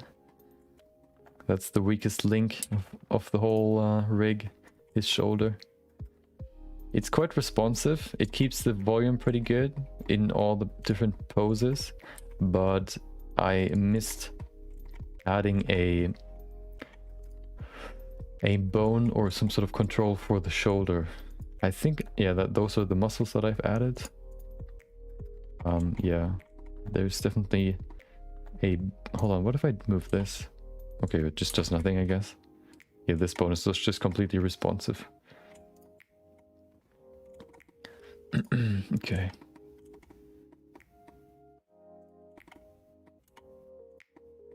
There you go. Wait, what does the other one do? Okay. Oh no. Do you mean to... Wait, is that a special modifier, or do you mean in here? No, preserve volume is something different. Okay, hold on. What is it? Corrective smooth? Do you mean... Oh, this one?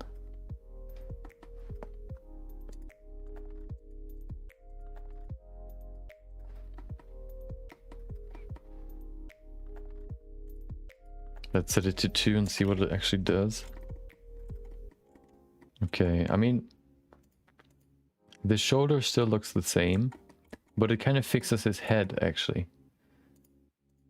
Or maybe. I don't know what it would really look like. More, yeah, it definitely fixes parts.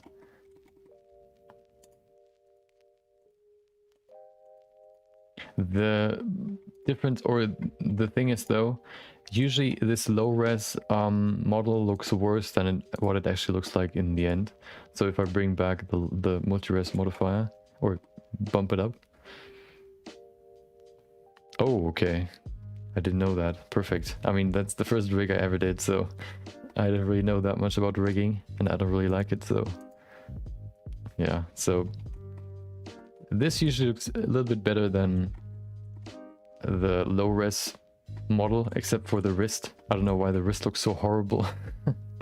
Hold on, what if I bring back corrective smooth? Okay, well, I guess that's just too much geometry.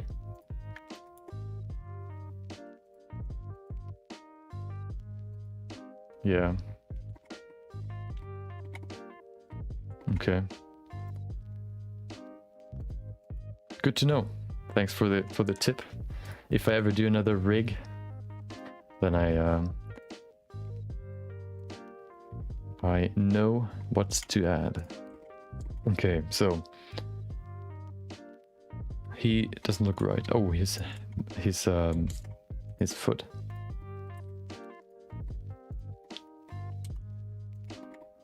Yeah, you know,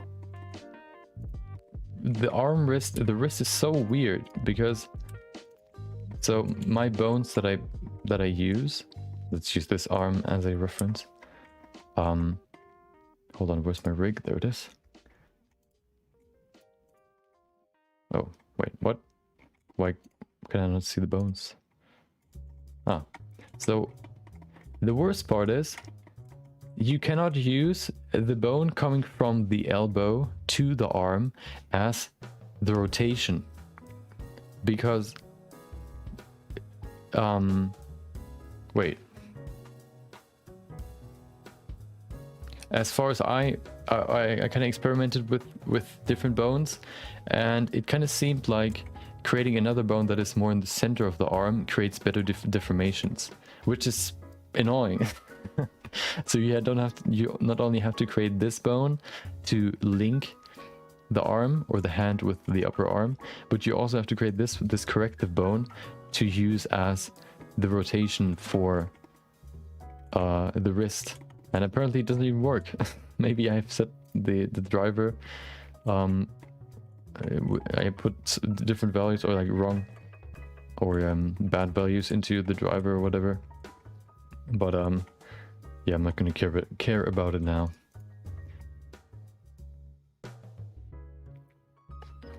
Yeah, you mean everybody does it like this?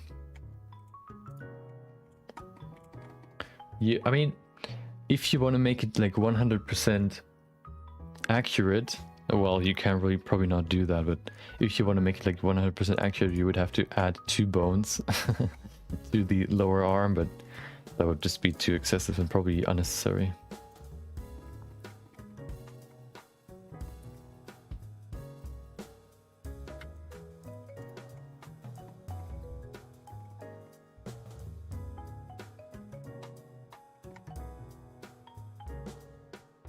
Okay, well now we have the fun corner right here with the three three dancers, or one gymnast and three dancers. There you go. Okay, you know that escalated pretty quickly, coming from here all the way to here. Okay, well, what was the next one? I guess the volleyball.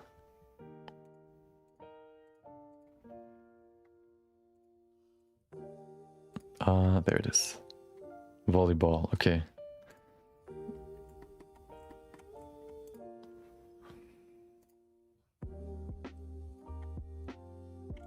You know, I actually have a second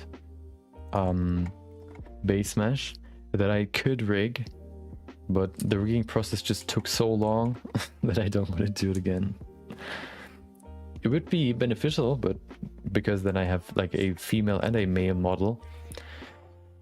But I don't want to go through the whole process again. I mean, it's probably not going to take as long anymore. I could probably even copy this rig to the second model, but oh, thanks. But it's just, maybe we're gonna make it a project. I don't know. Not today though. Okay. Yeah, nice. Thanks for the reference. Okay, so this one actually does. Oh no, it's actually the exact same. Where do you find those? Is it Emojipedia? No, Discord. Okay.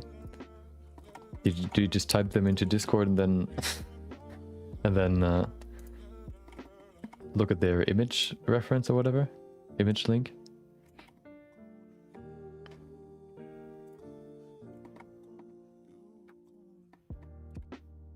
Oh, do. Okay, hold on. There you go. Oh, we have to. Oh, he cannot be too high though. That's the problem. It could work though.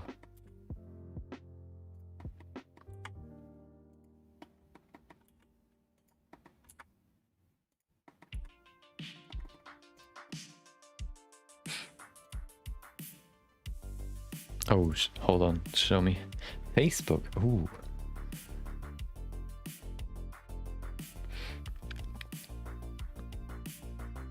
Hold on. I'm gonna... Oh, that's the music. 5 minutes. I mean... I'm gonna give you those 5 minutes. Hold on. There you go. Ah, okay. Okay, let's see. So you add a... That's the bone for the upper arm. Yeah, I'm just gonna... Can you put that to... Oh, quality? Is there no option to speed it up? Okay, well... Can you just do it like this? Oh, perfect. Yeah, that's the problem. You know, I also think for good deformations you need more topology in the hand. Otherwise it'll just look too rigid. I think you've added enough maybe loops to the fingers. I think that's pretty good. Or yeah, the only problem with my rig right now are the fingers. I think I've modeled, or like I've retopologized them pretty badly. They create, or I can't really create good weight painting on them. Oh, hold on. What's the magic?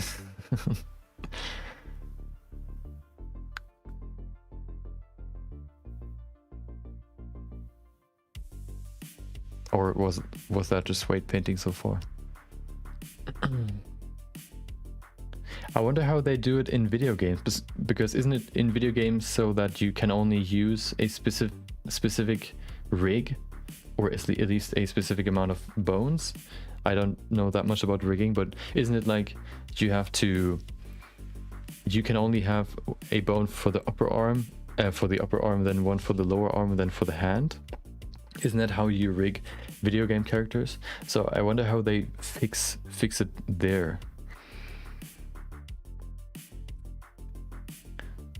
That was, yeah, that's the worst problem.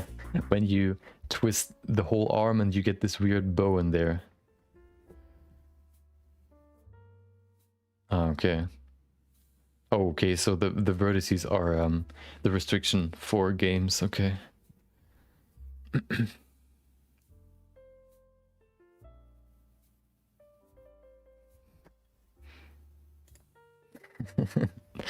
Sausage. Okay, let's see.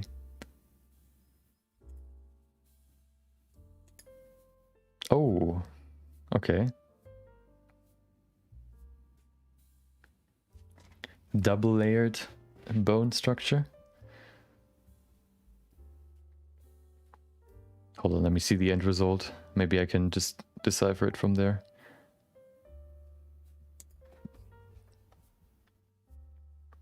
Yeah, so you basically did something similar from or to what I did. Yeah, yeah. Did you test? Yeah, okay, yeah.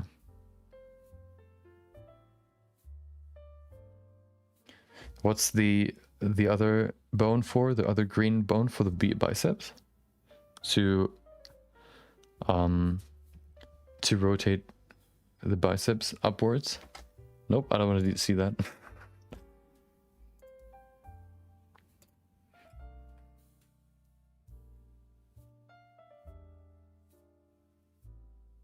Oh, so you don't even have a full bone for the upper arm.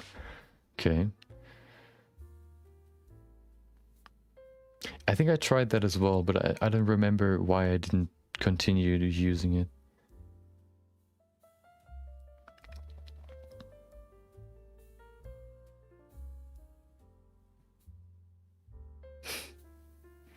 Okay. Yeah, so it's similar to mine, but you actually connected the two. Interesting. How does it... Oh, yeah. How does it work with inverse kinematics, though? How do you... Because you cannot connect the green one with the gray bone. I think that was my problem. I think when I tried to do it that way, basically facing in the other direction, how do you...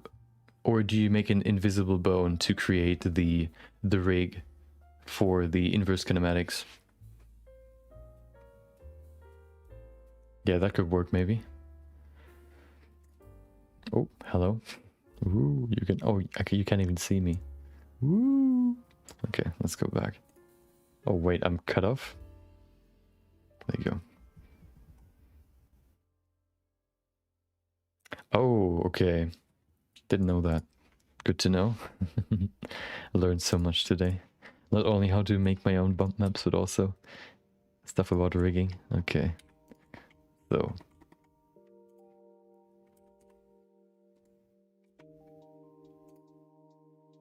Wait, oh yeah.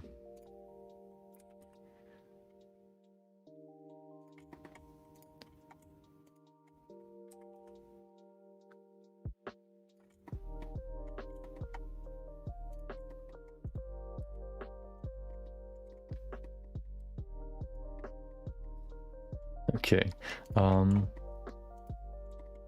So this one will be... Oh, that's a nice wrist. Completely cut off. Okay.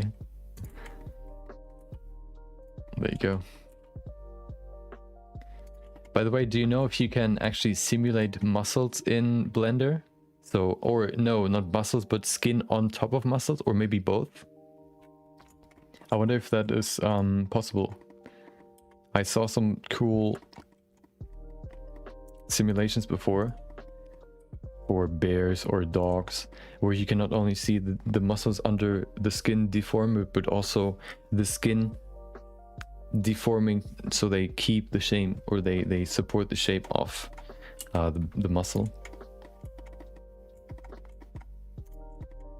I wonder if that is possible in Blender as well. It's probably, although maybe with add-ons, because you can't really use the cloth shader.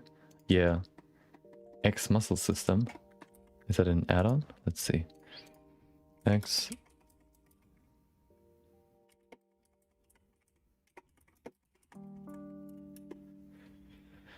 Oh. Does that work with skin as well, or only for muscle? What is that? Facebook Messenger. Okay, interesting.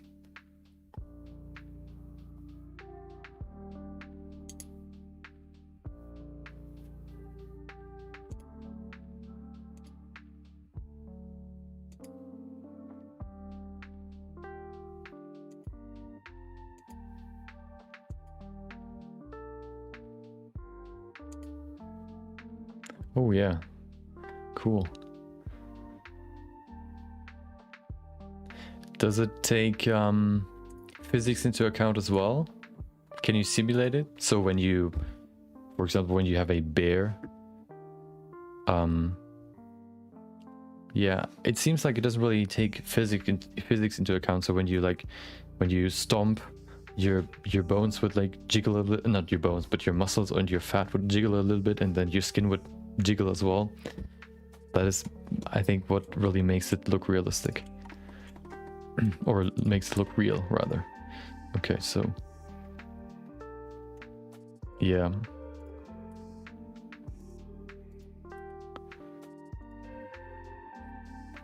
Okay.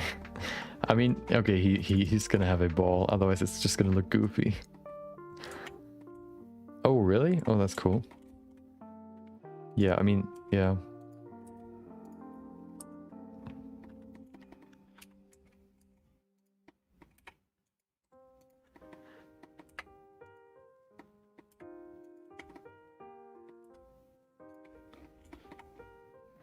Okay. It's gonna look a little bit off, but that's better for the look. There you go. Okay.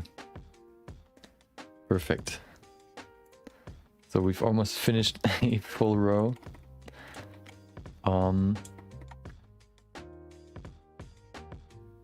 You know, I think I'm gonna rearrange them a little bit, because this gets quite light in terms of, or the density is quite light. I think I want to maybe I could put them on top of each other as well. But these ones are very close together and these ones are quite far apart. I think I want to maybe put them closer together. But that's gonna conclude today's stream. Hope you enjoyed. Maybe you learned something with me. It was actually quite interesting. Oh, we... But if you want to see, hold on, I'm gonna pull it up real quick. What was it called? Crazy Bump. There you go. We tried a new like bump map generator program today. I just pulled up a presentation. Look at this. That's the original. That's the look of the program. This one is even older than what you had before. But that's how old the program was. If you go to YouTube, you can probably scroll or like go back and actually get to the point where I tried this bump map generator. It worked quite well, but not really for the image I used. So if you ever need like a automatic bump map generator, you can use that one. You've used it before? Yeah. It could probably be pretty useful, but for my problem it didn't really yield good results, so I deleted it. Okay.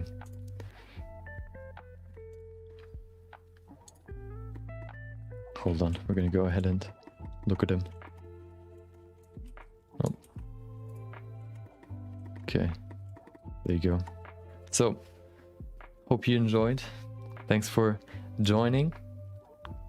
Hope you enjoy the weekend.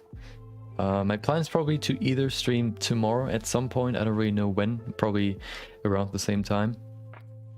And